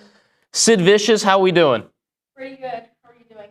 Can you turn your mic on, please, Sid? Oh, see, like I said, organized chaos. Now, Sydney, how are you doing? Oh, sorry about that. How are you doing? How's hosting today? Can't complain. It's been pretty easy so far. I've only had to host one segment, and Kay Nagley's done the bulk of the heavy lifting in this hour, so now I'm going to turn it over to you guys. So go for it, Sid. Yeah, What's going on around Aggieland? My turn now. So many exciting things going around in Aggieland this week. Starting out with baseball, they swept Penn last weekend in a 3-game series. The A&M pitching staff did not walk a single batter in the series. So prepare to be blown away by this pitching staff this season, as Weston Moss said in his interview yesterday. You can see that on TexAgs.com. And they got moved up to number 23. And then last night, the Ags run-ruled Lamar in 7 innings, 25-5, after 18 hits and 34 at-bats. Boston Kellner, Travis Chestnut, and Blake Binderup also added homers. And then they will take on Virginia Tech this Friday in Arlington to kick off their run in the Aggie Bank College Baseball Series. And then moving on to the court, men's basketball had a roadkill at OU, 75-71 on Saturday. Rashawn Aggie led the Ags with 18 points and 7 rebounds. Rylan Griffin followed with 14 points, 5 rebounds, and 3 steals. And Zach Clements, he's really starting to come out of his shell. He's playing some really good basketball. He had 9 points, 5 rebounds, and 2 blocks. They will remain on the road for tonight's big game against number 20, Arkansas. And then staying on the court, women's basketball upset number 21, Tennessee in Knoxville on Thursday. That was their first ranked road win since January 10th of 2021. And Lamaya Hilton stood out. She had her highest scoring output in an SEC game with 12 points.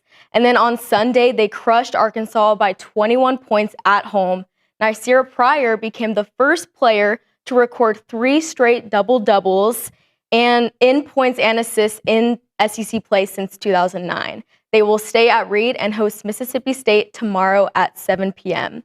And then softball, number 13, Aggie softball won 3 of 6 games in the Mary Nutter Collegiate Classic. They split day 1, defeating Duke after falling to Oregon. And then they took down UC San Diego 5-2 on Friday. Saturday's doubleheader was also split as the Ags fell to number 6 Nebraska and then turned it around to win 7-1 against LMU. And they finished the Classic with a loss to number 11 UCLA 15-7. And then last thing, as we've been talking about, we have a bunch of Aggies in the NFL Combine this weekend. Super exciting. 13 Aggies are in Indianapolis. Tomorrow, linebackers and D-line are scheduled featuring Torian York, Scooby Williams, Tyler Onyedim, Albert Regis, and Cassius Howell. Friday, we'll see Will Lee III with the DBs and Nate Borkacher with the tight ends. And then Le'Veon Moss and Casey Concepcion will appear on Saturday with the running backs and wide receivers. And then the O-line, including Demetrius Crownover, Trey Zune, Chase Basantis, and Amar'e Ree Adams will be shown on Sunday. And then mark your calendars for April 18th at 1 p.m. because the spring maroon and white game was announced for that date. So super exciting things. So many things. So many things. Sid, I was trying to do the math in my head while you were talking. I think last night began a stretch of 14 sporting events, baseball, softball, men's and women's hoops, over the next 5 days. That's an insane run. Then you factor in track and field. The SEC Indoor Championships are here. Oh, and we've got the Combine going on. A lot of great stuff going on. Sid, thanks so much. I appreciate you. That was Around Aggieland. And now we're going to throw it to my right. The Angry Elephant News and Social Center. Kayla Gaither is gathered over there. Aggies gather at the Angry Elephant, and she's going to tell us what's going on TexAgs today. Yeah, we have a ton of sports content coming on TexAgs today. As you heard from Sydney, there's a lot going on. But as a reminder, if you haven't already, it's a great time to become a TexAgs premium subscriber for full access to content on TexAgs.com. Visit TexAgs.com/subscribe to sign up. Now for On TexAgs today, David and Olin are in Indianapolis setting the scene ahead of the NFL Combine, and they have a segment sponsored by Snaps Clothing. There's also a recap of last night's dominant baseball game by Richard Zane, sponsored by the Troubadour Festival. Please read it, even though I know the author, leaves a lot to be desired, right? Like, please read the baseball recap. Give me your clicks. It's so good. It was such a dominant performance last night that you just have to recap it again. You have to. Yeah. We also have a basketball preview by Olin Buchanan, and we have a scouting report by Tom Schubert ahead of tonight's big matchup in Fayetteville. And then later today, there are 3 NIL interviews from soccer, track, and football. There's more written and video content coming from Indianapolis, basketball game recap content, and an exclusive interview with the head football coach, Mike Elko. So it's always a good time to become a premium subscriber for all of that content and more. I think that might be the first time we've teased the fact that Coach Elko is coming by the office later today. That'll be recorded and posted on TexAgs later today. Billy Lucci obviously going to be doing that interview with the head football coach. No time to really play the full Torian York press conference here. First off, thank you, Kayla. Great course. job. Torian York and Scooby Williams have already talked to the media in Indianapolis today at the NFL Combine. Those full interviews are available right now on TexAgs.com. You can watch those in their entirety. We're not going to play any bit right here, but David Nuño does have a couple of tweets out right now, and one that I really love, and you can guess why. This is a quote from Torian York on a team he'd love to play for. Quote, Detroit, for sure. Dan Campbell is a Texas A&M guy. Grit is their identity. That's what the G stands for, and at Texas A&M and GRIND.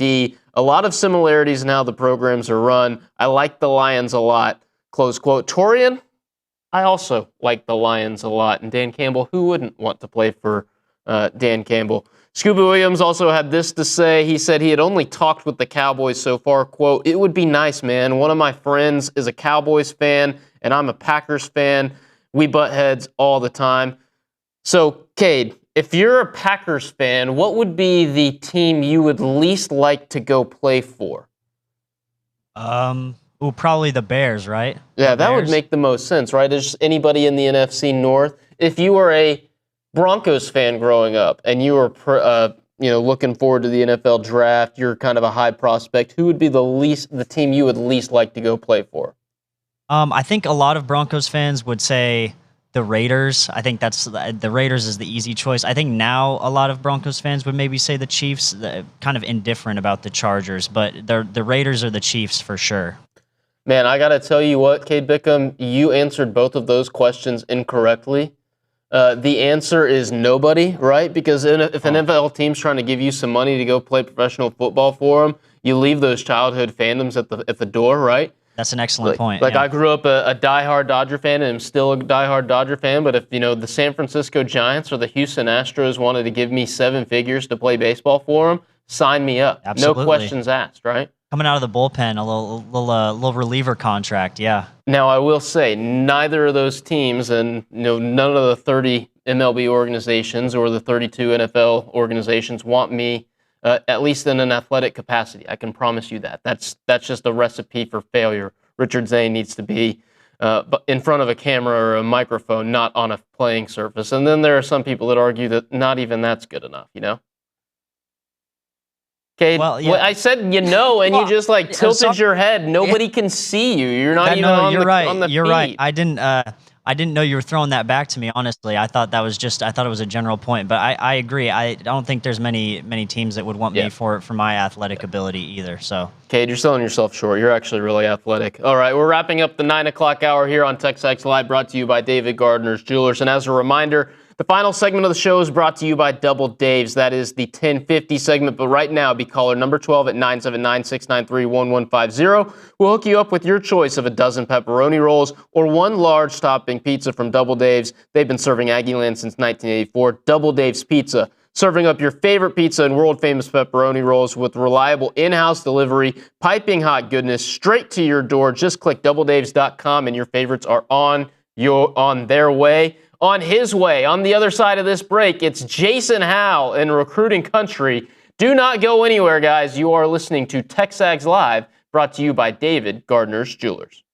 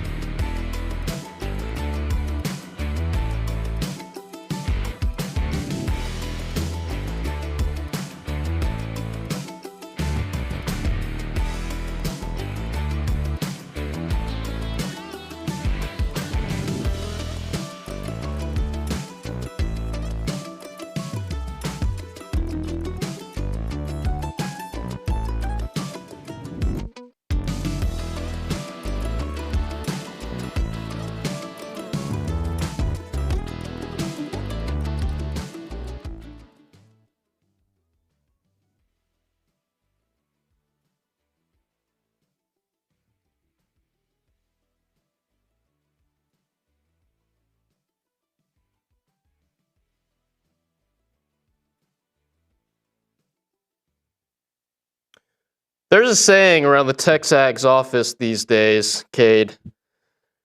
Anytime this next guest sends anything in, immediately everybody must say, I love Jason Howell, because we do love Jason Howell. It's time to go out to the hotline. That is the Buppies Catering and Video Hotline. My apologies to Buppies.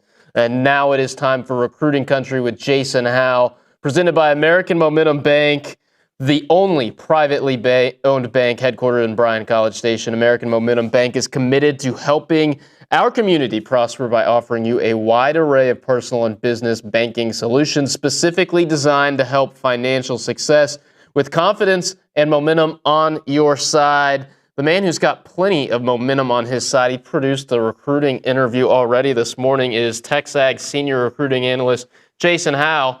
Howdy, Jason. How are we? I'm great, man. Appreciate the love, man. I hope I have you guys saying it a lot, as I'm trying to turn and burn as much content as possible, man. You are turning and burning. That is for sure. No doubt about that. Let's go ahead and begin with the interview. It went out on TexAgs a little bit while ago. Yeah. Ishmael Kamara, a guy you're very familiar out of Gilmer. Tell me the latest what's going on with him, because not only is he a stud on the offensive line, but apparently he's a defensive line MVP somewhere else, and he can do cartwheels and flips at 320 pounds, something that I would break my neck trying to do, even at my size. Yeah, so Kamara's setting up visits. We've talked about this. We broke the news, his visit to Texas A&M a few weeks ago. He's got that set up for May 31st, but he's also got Texas, LSU, and Oregon lined up as well this summer. So he's going to have a busy summer, and had to make some really tough decisions. He may squeeze in a few more there. I know Tennessee is also a school that's been high on that list.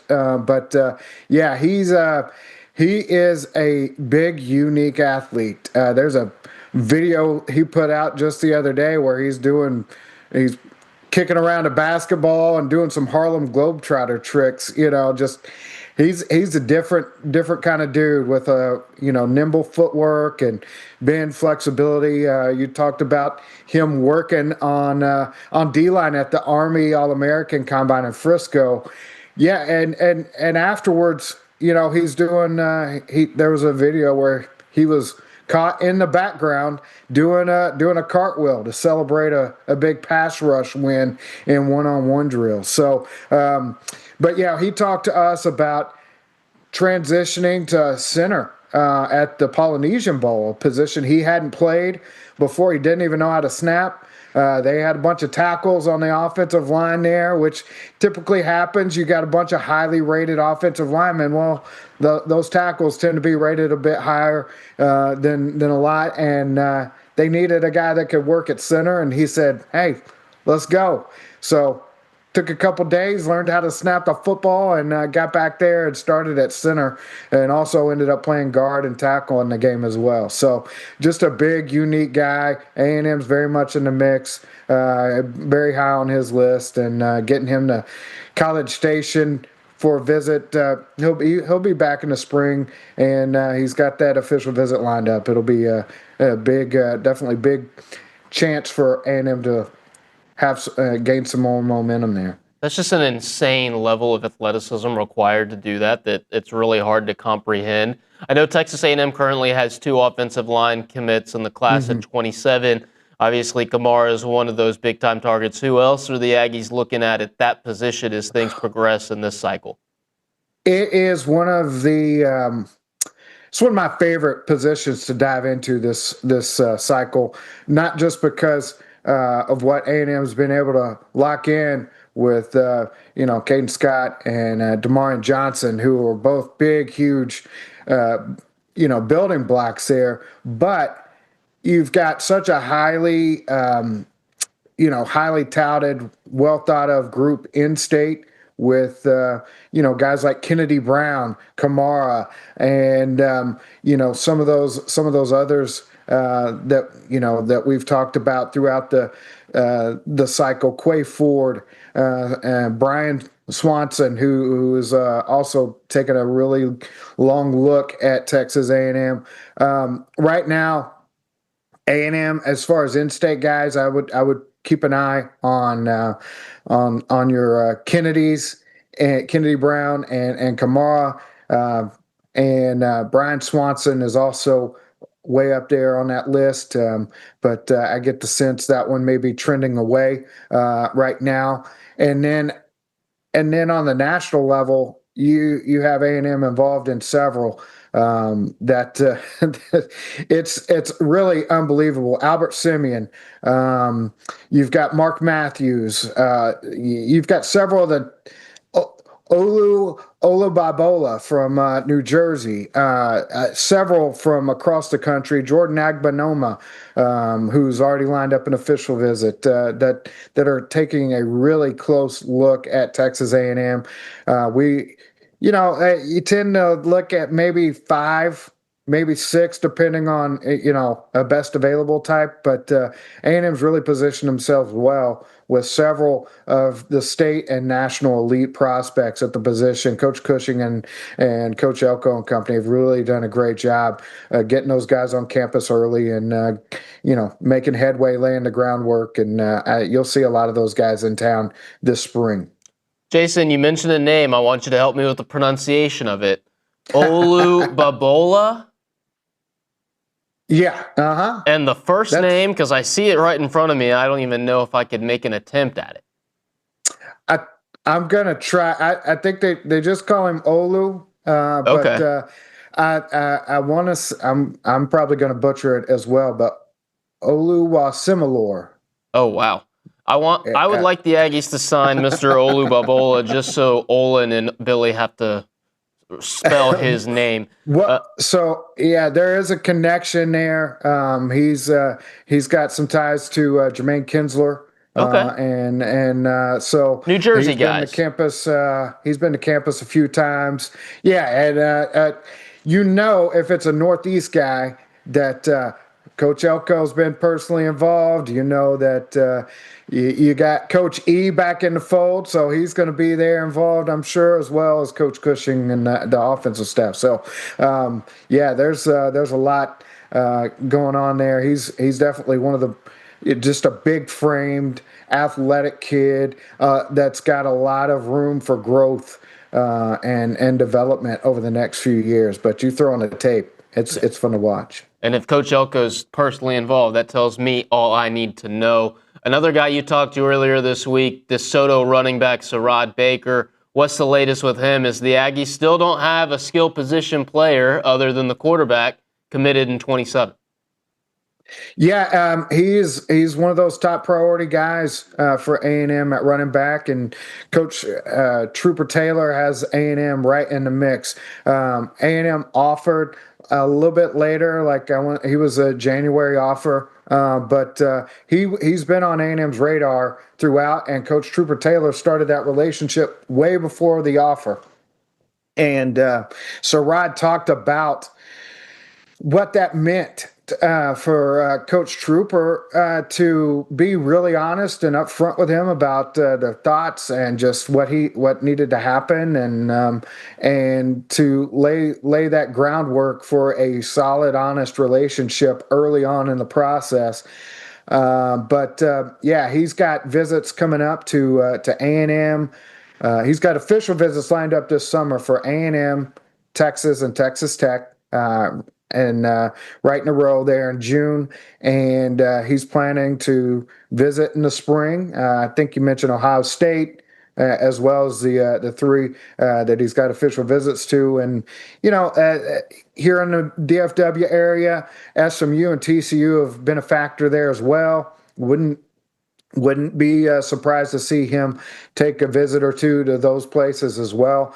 But a guy that, when it comes to running back, you've got him and you've got Landon Williams-Callis down there in the Houston area that really have A&M's attention, really have A&M up there high on their list, and are the targets to really watch there.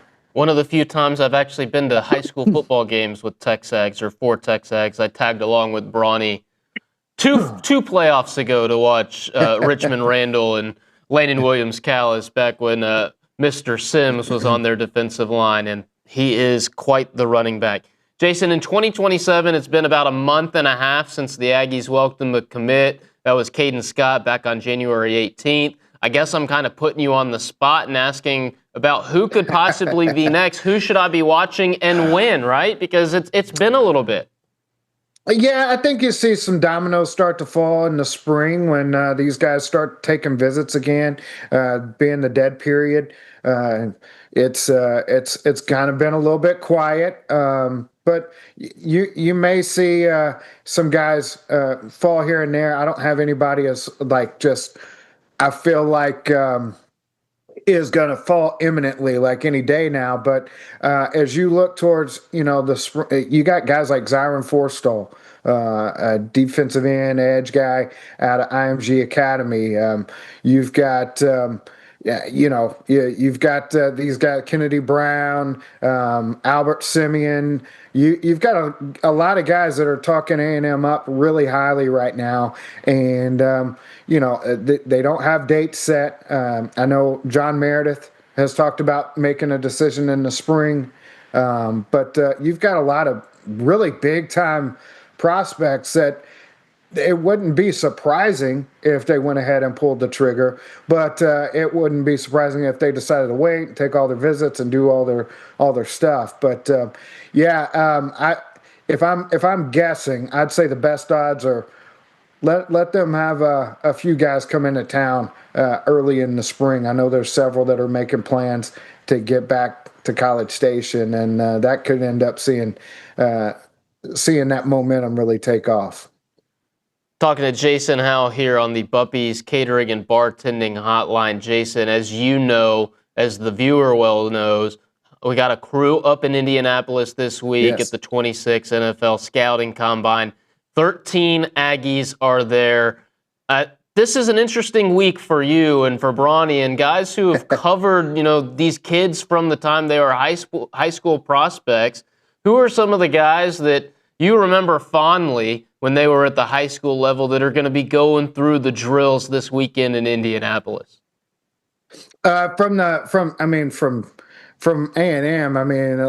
Le'Veon Moss, I remember going out there and at the end of, I guess it was December, started December there for the state championships, and he wasn't playing, but getting a chance to meet with him for the first time and see him, it's been incredibly fun to watch his journey.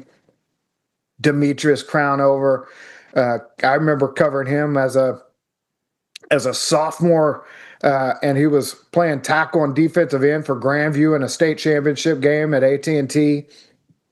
And, seeing him grow and develop and turn from a tight end to an offensive tackle, which I think a lot of people had in mind when he was coming out of high school. But it was also one of those things that you never know. I know that it was something that, I don't know. I don't want to say he fought it, but it was something that a decision you have to make as a player. And he's really embraced that position and turned himself into a heck of a prospect.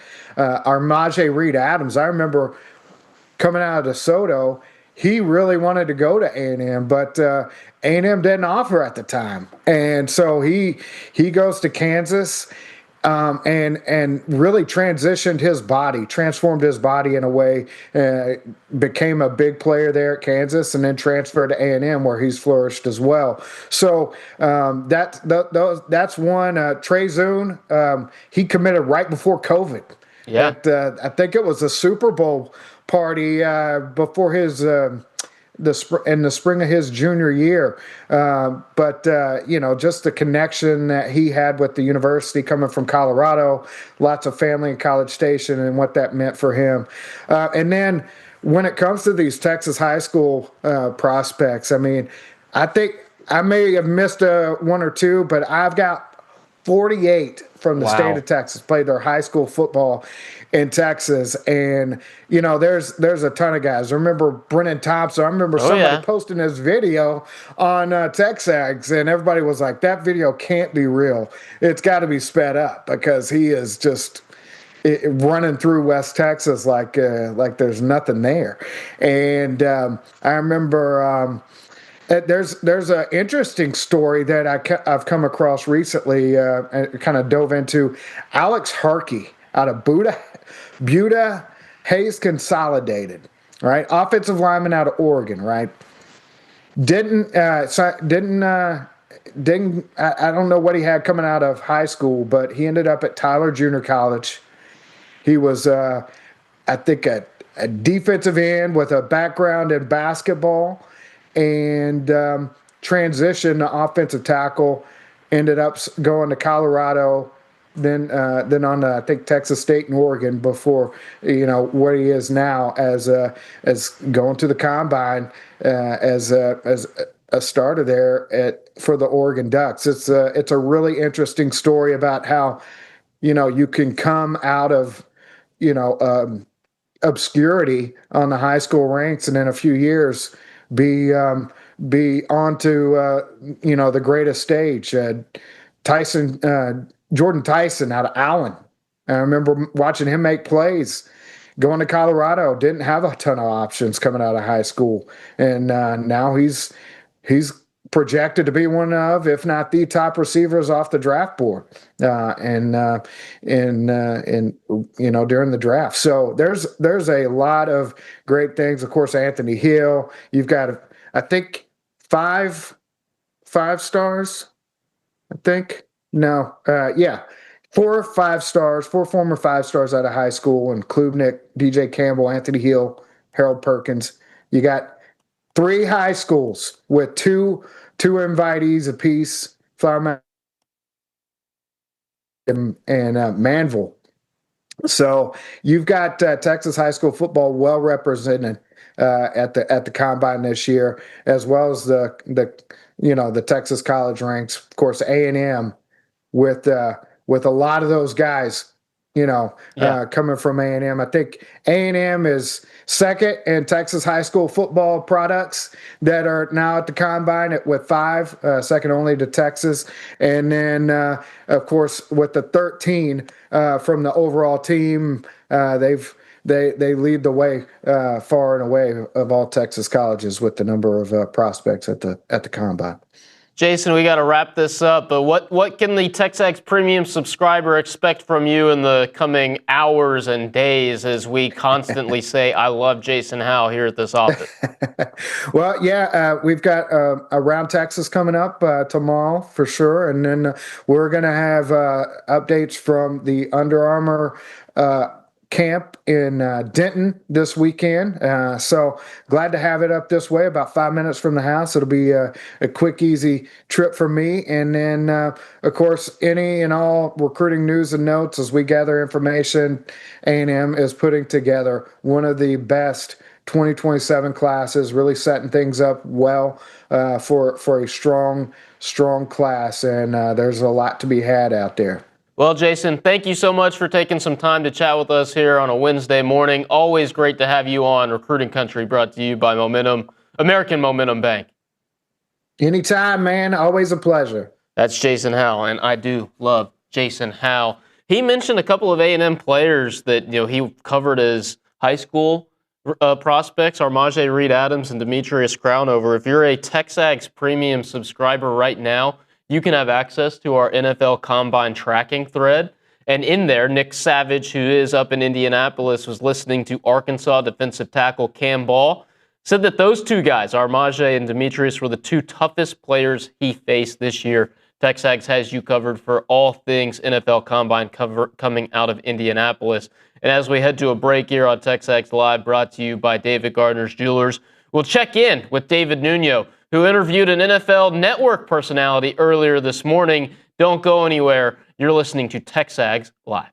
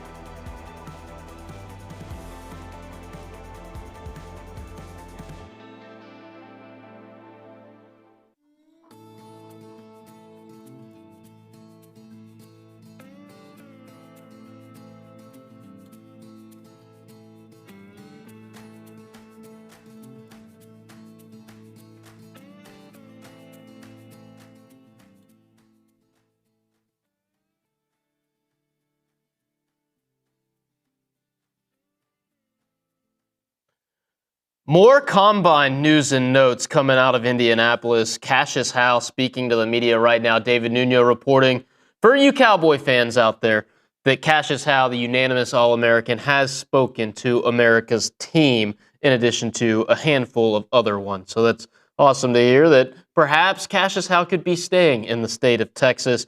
We're going to stick with combine talk right here on TexAgs Live, brought to you by David Gardner's Jewelers. And we're going to go ahead and play you an interview that our guy, director of broadcast, director of content, David Nuño, he speaks multiple languages. He caught up with NFL Network draft analyst Charles Davis earlier this morning. Here's Nuño's chat with Charles. We're here with Charles Davis. Charles, man, this is the last time I covered the Combine was 2014, if you can remember. Well, welcome back. Yeah, thank you. Jadeveon actually, Clowney. I should say howdy. Howdy. All right. Howdy. All right. Jadeveon Clowney, Johnny Manziel. Oh, Okay? man, that was a wild one. It's been a minute. Yes. It's been a minute. But I didn't know the convention center and how much bigger it's gotten. It's kind of crazy. It is, isn't it? But in the business we're in, isn't it always that little bit of surprise? Yet we shouldn't be. Everything just continues to grow and get bigger. I mean, Texas A&M being in the SEC, I grew up Southwest Conference, the whole deal. And I actually remember when SEC Media Days was a one-day event, right? Now it's, 4? Yeah. Everything gets bigger, not just in Texas. So it's kind of how it works in the sports world. So what do you think about this Big Ten SEC rivalry that now the Big Ten is really Oh, it's on. It is on. I still feel like the SEC is the deeper conference, but the top part of the Big Ten has been dominating. They have, and it's kind of funny, isn't it? Because I'm quite sure you remember when the SEC was winning all the titles. Mm-hmm. What was the number one criticism everyone had? Oh, it's a top-heavy conference. Right. You know, there's no depth through it now. That's right. Now the SEC has the depth, but the top-heavy parts of the Big Ten because they're winning it.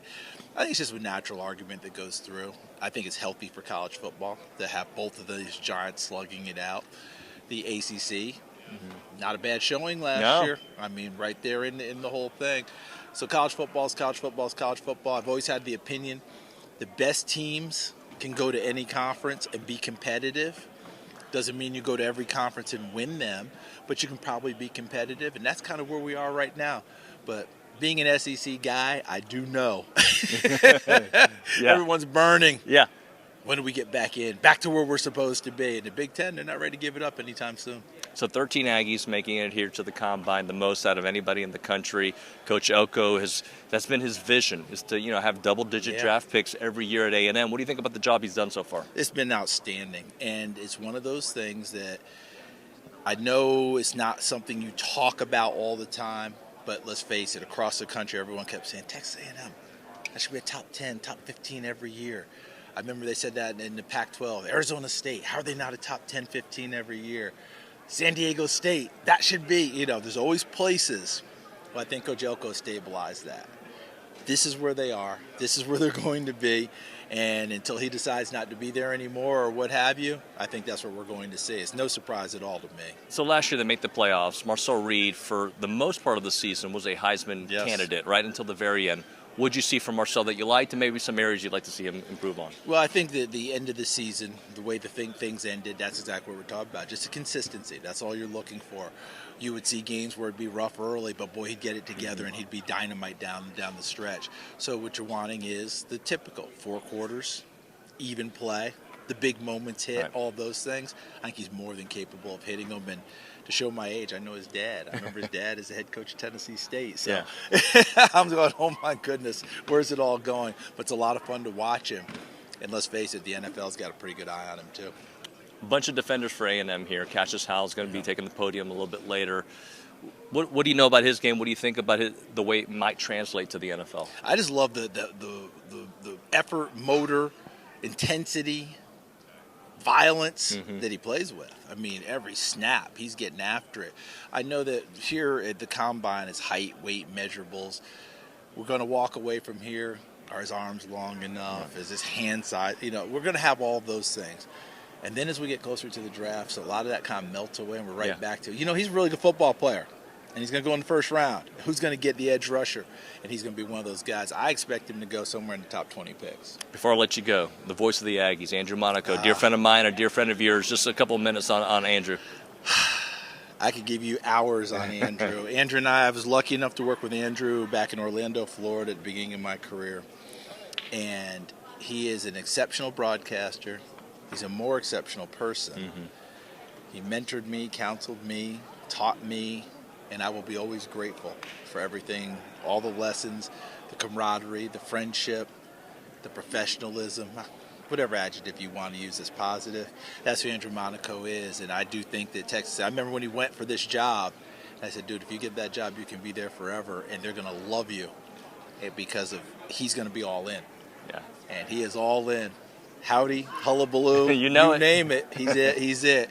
And he's a dear friend, and I wish him nothing but continued success, just like I do with the Aggies, except when you play Tennessee. Thanks so much for your time. I appreciate you, sir. Thank you. Thank you. Charles Davis. Speaking for the TexAgs office, we do love Andrew Monaco. I can echo everything Charles Davis just said there about the voice of the Aggies. Part of the fun, the NFL Combine, is getting to hear from voices we don't typically hear from. So that was awesome to hear from David Nuño and Charles Davis there.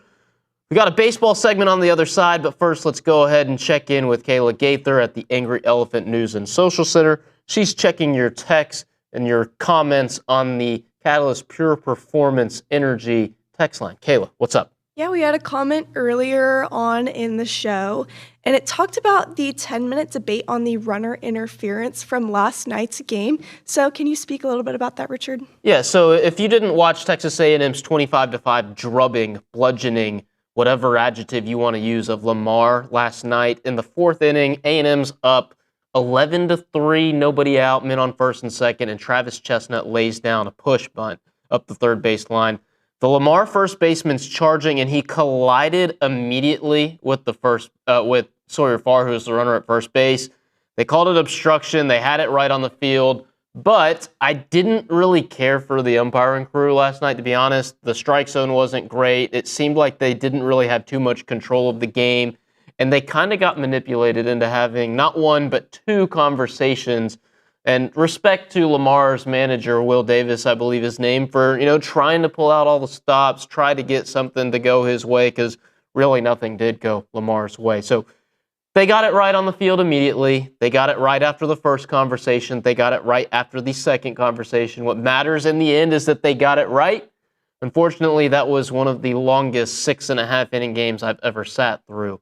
But we're going to continue the baseball conversation right here on TexAgs Live right after this break. We're going to check in with D1Baseball's Kendall Rogers on the other side. You're listening to TexAgs Live, brought to you by David Gardner's Jewelers.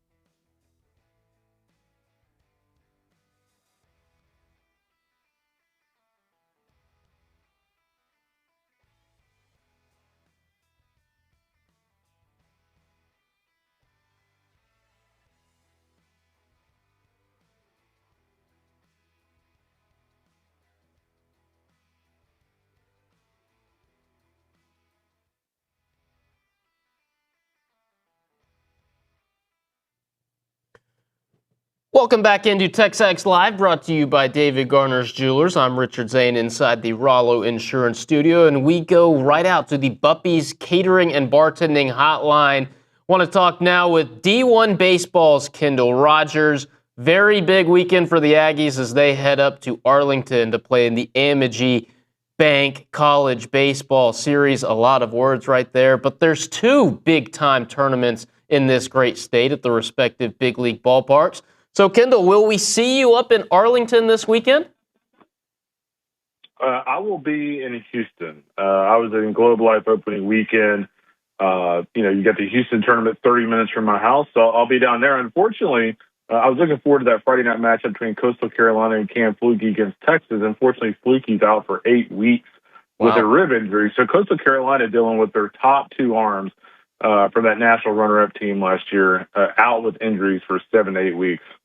That's crazy. A little bit of a bummer that we won't get to hang out in Arlington this weekend, but I completely understand why you're going to be headed down to the Icebox instead. I do want to pay attention, keep it with the Aggies. They're off to an 8-0 start. Just, I guess, really broad question for you. Overarching, what have you seen from Michael Early and company through their first 2 weeks? Yeah, I thought it was really interesting that, he talked, I think it was after the Friday game over the weekend, where he said he had kind of a team meeting, and, it did seem like guys stepped up after that. Some people say, well, it's a little early this season for a team meeting, but, it's never a bad thing to kind of keep people on track, especially when you have some injuries and things like that. But I think the biggest takeaway for me is the fact that over the weekend, the biggest question mark coming into the season was the pitching staff, and over the weekend, had the Aggies not had good pitching, they would have been a little bit of trouble. However, the pitching was really good. Aiden Sims, a guy that, I pumped up quite a bit in the fall just because his slider was really good. The fastball's up to 93, 94. He's been phenomenal so far, 17 strikeouts and 13 innings of work for the Aggies. And then Shane Sadeo and Weston Moss continue to do a pretty nice job. So I think for me, the overarching takeaway is that the pitching continues to look solid. And then the offense, obviously, I think once Aiden is fully healthy, it'll kind of take care of itself. And of course, last night, Caden Terrell, 2 home runs, and then, that 20-plus run onslaught. I think the offense will be fine, especially once they get Hakopian back, Wesley Jordan, gets over that groin injury and whatnot. Yep. You mentioned Hakopian and Jordan, just for the people who didn't listen to Coach Early's press conference last night after the 25-5 win. Both guys progressing, perhaps even a little bit faster than expected. We'll see about their status for Friday against Virginia Tech. You did mention Caden Sorrell, though, Kendall, and you've got your pulse on the nation of college baseball. Just how special of a hitter is he, and where does he rank among your top college hitters right now? Yeah, he's moving up the board. He's already pretty high on our list, but right now, to me, he looks like honestly, an easy, first round guy. If not a top half first round guy. The thing that's crazy about him in terms of his, athleticism, his hit tool, his power. What's crazy to me is if you look at that home run last night, the bat speed is so impressive that, he's not even trying to hit the ball as hard as he can. Honestly, when he swings the bat, it looks like he's barely swinging the bat. And the fact that he's able to generate that kind of power with that kind of swing is super impressive. So for me, you're talking about a left-handed hitter, athletic, awesome hit tool, big-time power. Ultimately, what is there not to like about Caden Sorrell right now? I can't find anything. Yeah, that ball he hit last night that cleared the batter's eye. I've been covering quite a few seasons at Bluebell Park. I don't know how many balls I've seen go over the batter's eye in a game. I would kind of love to see him, the next game I cover, which will probably be Georgia weekend. I would love just to go see him at BP just to see him actually, swing all the way to a ball. It has to be pretty impressive. Absolutely. It's electric. Kendall Rogers joining us on the Buppy's Catering and Bartending Hotline right now. Kendall, we've touched on it. The Ags are headed up to Arlington. They'll play Virginia Tech on Friday, the nation's #1 team, UCLA, on Saturday, and then an undefeated Arizona State team that took it to Oklahoma last night. They'll see them on Sunday night. What can you tell us about the 3 opponents the Aggies are going to really have their hands full with this weekend? Yeah, we're going to find out a lot about this team. It's kind of interesting. I was talking to Coach Early yesterday for an interview I was doing for Rev there in Arlington. And, they don't look at this weekend as more important than the others. But I do think in terms of reestablishing that kind of identity for A&M's program back to, pre-last season levels, I think this is a big weekend. I think you have a chance to go out there and against teams like UCLA and Arizona State and make a statement. And there's no doubt in the locker room they're talking about that. I think against UCLA, you're going to have to play smooth and crisp baseball. They're one of those teams that, they're not going to run you off the field, but like TCU did last weekend out in Westwood, if you kick the ball around or don't throw strikes, they will run you off the field. So there's one of those teams you have to play just a very good brand of baseball against. One guy to kind of keep an eye on for UCLA, Will Gasparino, the former Texas Longhorn. I mean, he's got 6 home runs tied with Rod Chalowski, the top prospect in college baseball right now. Arizona State, that is kind of an interesting matchup for me because, if you go back and look at A&M's recruiting in Arizona with certainly Mike Early's ties there. Boston Kellner, a Phoenix area kid. A&M's got the top Phoenix area kid committed for next year.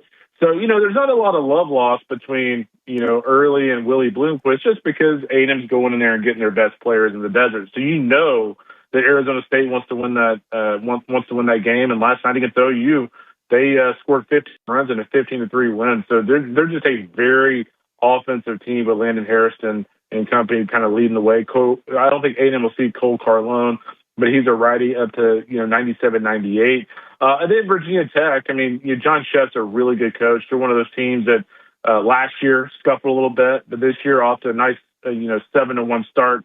Stan Groob is off to a great start for them. 2 home runs, 8 RBIs, 1.347 OPS. So in essence, A&M will be tested. Virginia Tech, solid club. UCLA, Arizona State, they're both looking very good early on. Absolutely. They will be tested, no doubt about it. You mentioned Gasparino. A&M fans will remember him from last April, that little dust-up with Gavin Cash. And then Arizona State's also a team A&M's familiar with because 2 years ago they met in Arlington. They played twice, and there was a little bit of tempers flaring in that series, those 2 games as well. So it'll be interesting from those 2 perspectives, but then also high-caliber baseball as A&M sees its first uptick in competition. Kendall, obviously the answer is 3 wins in Arlington, but what else would be deemed a successful weekend for Texas A&M as they face their first true test of the year? Yeah, I would say this. I would say 2-1 and at least play well against UCLA. I think if you go out there and go 2-1 and let's just say you lose to UCLA, 7-4, or, a competitive 6-3 game or something like that, I think it's a successful weekend. I think for me, as many times as I watched A&M last year against some of the better teams, there were lapses in the defense. There were key errors in big situations. So I think as I look ahead of this weekend, I want to see if that pattern continues or if this team looks much different in that regard. My guess is this team will be much different in that regard. There's nothing about this team so far that looks anything like last year's team. So I feel pretty good about that. But again, I think 2-1 this weekend. I think you're feeling very good with SEC play, 2 more weekends away. We're gonna learn a lot, that's for sure. Kendall, thanks so much for taking some time for us on this morning's edition of TexAgs Live. You got it, buddy. Good talking to you, Richard. Of course. That's Kendall Rogers, co-owner of D1Baseball. Really kind of bummed we're not going to see him up in Arlington, but we'll see him at the ballpark shortly. No doubt about that. And, of course, this weekend as the Ags do head up to the M&G Bank College Baseball Series, I'll be along with them providing coverage from Globe Life Field throughout the weekend as they face Virginia Tech on Friday, UCLA on Saturday, and Arizona State on Sunday. All of those night games, coffee, energy drinks, all of that on tap as we cover the Ags up in Arlington. We're going to close out the show next. There's a big basketball game tonight, so we're going to bring in the TexAgs basketball analyst, Luke Evangelist, to get you set for Ags and Hogs as we wrap up a Wednesday edition here on TexAgs Live, brought to you by David Gardner's Jewelers.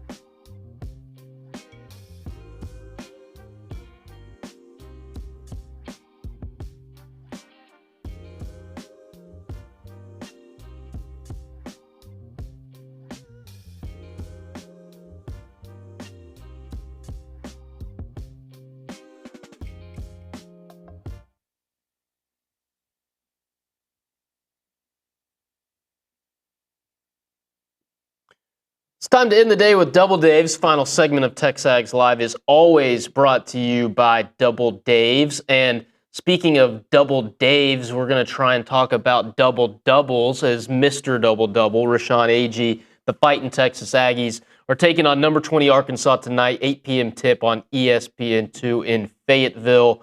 TexAgs basketball analyst Luke Evangelist joining us as we close out the Wednesday edition of the show. Big one tonight. Yep. Big one tonight. A&M still doesn't have a signature win, although I'd be quick to tell people they do have 3 quad 1A victories on their resume. Yeah.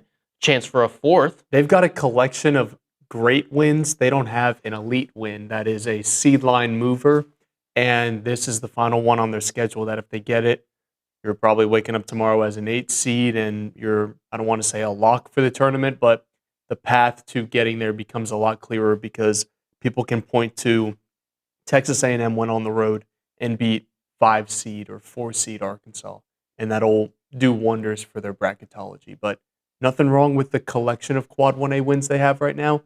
It would certainly help to add another to that, and this would be their best win of the year by far. With where they're at right now in terms of bracketology in the NCAA tournament, what does either result, win or lose, do to their resume tonight? Specifically this game, not worried about the 3 other regular season games left. If they lose, it's totally fine. It's a quad 1A road win. Nobody will fault them for losing that one. And with what they have remaining on the schedule, they're not eliminated from the tournament. They're not even going back to the bubble. They're still comfortably a seed line above the bubble. If they lose by 20 plus, maybe potentially they're getting knocked back to kind of the last 4 teams with a bye. I still think they've done enough. They're pretty solidly a 10 or a 9 right now. If you do lose this game, if it's a close game, they'll be fine. It won't impact their resume. You'll probably see their analytics move up if they lose this game by less than 8, just because they'll end up covering. It'll be on the road. But if they win this game, this is, like we talked about, their signature win. You're going to see their resume metrics move up by like 10 points each. Their quality metrics will move up as well. They'll be in a great position to wake up above the 9 line tomorrow, and not necessarily a lock for the tournament, but you probably just have to win one more of your final 4 games, whether that be Texas, Kentucky, LSU, or whoever they draw in Nashville, and they should be in. So that would get them to 10 with a signature win, and you would feel really great about where they stand tomorrow. Luke, we've got your keys to the game out right now on TexAgs.com for premium subscribers. A little behind baseball, peek behind the curtain of how we do things at TexAgs. Luke sent that in at 1:30 this morning, and the rumor around the office is that it's because you're haunted by what Darius Acuff Jr. could potentially do tonight. What's the key to stopping him? What's the key to leaving Bud Walton Arena with a victory? Yeah, the key to stopping Arkansas is to make sure when the game finishes, Darius Acuff's point total doesn't start with a 3 or a 4, and it starts with a 0, a 1, or a 2. If you can keep him under 30 points, I feel great about A&M's chances to win this game because I think they match up well with everybody else. As we know, anytime you play a team with elite size, they're going to punish A&M. Outside of Trevin Brazil, Arkansas is really a guard-heavy lineup. You really just have to worry about DJ Wagner, Billy Richmond, Malik Thomas, and then, of course, Darius Acuff. I feel like A&M has the defensive capabilities with Marcus Hill and Jakari Lane and Ali Deba and Josh Holloway to stay with their guards. So if you can stop the lead guard, and obviously Billy Richmond has been playing really well, averaging 19 a game. So if you can stop Darius Acuff, if Darius Acuff has like 21 points and Billy Richmond has 13, with how high-powered Arkansas's offense is, I feel great about A&M's chances to win. So it all starts with stopping that backcourt, and Darius Acuff is obviously the head of the snake. He's probably the best freshman in the country that people just forget about because he's not Darren Peterson or A.J. DeBonsa. He's the best freshman in the SEC.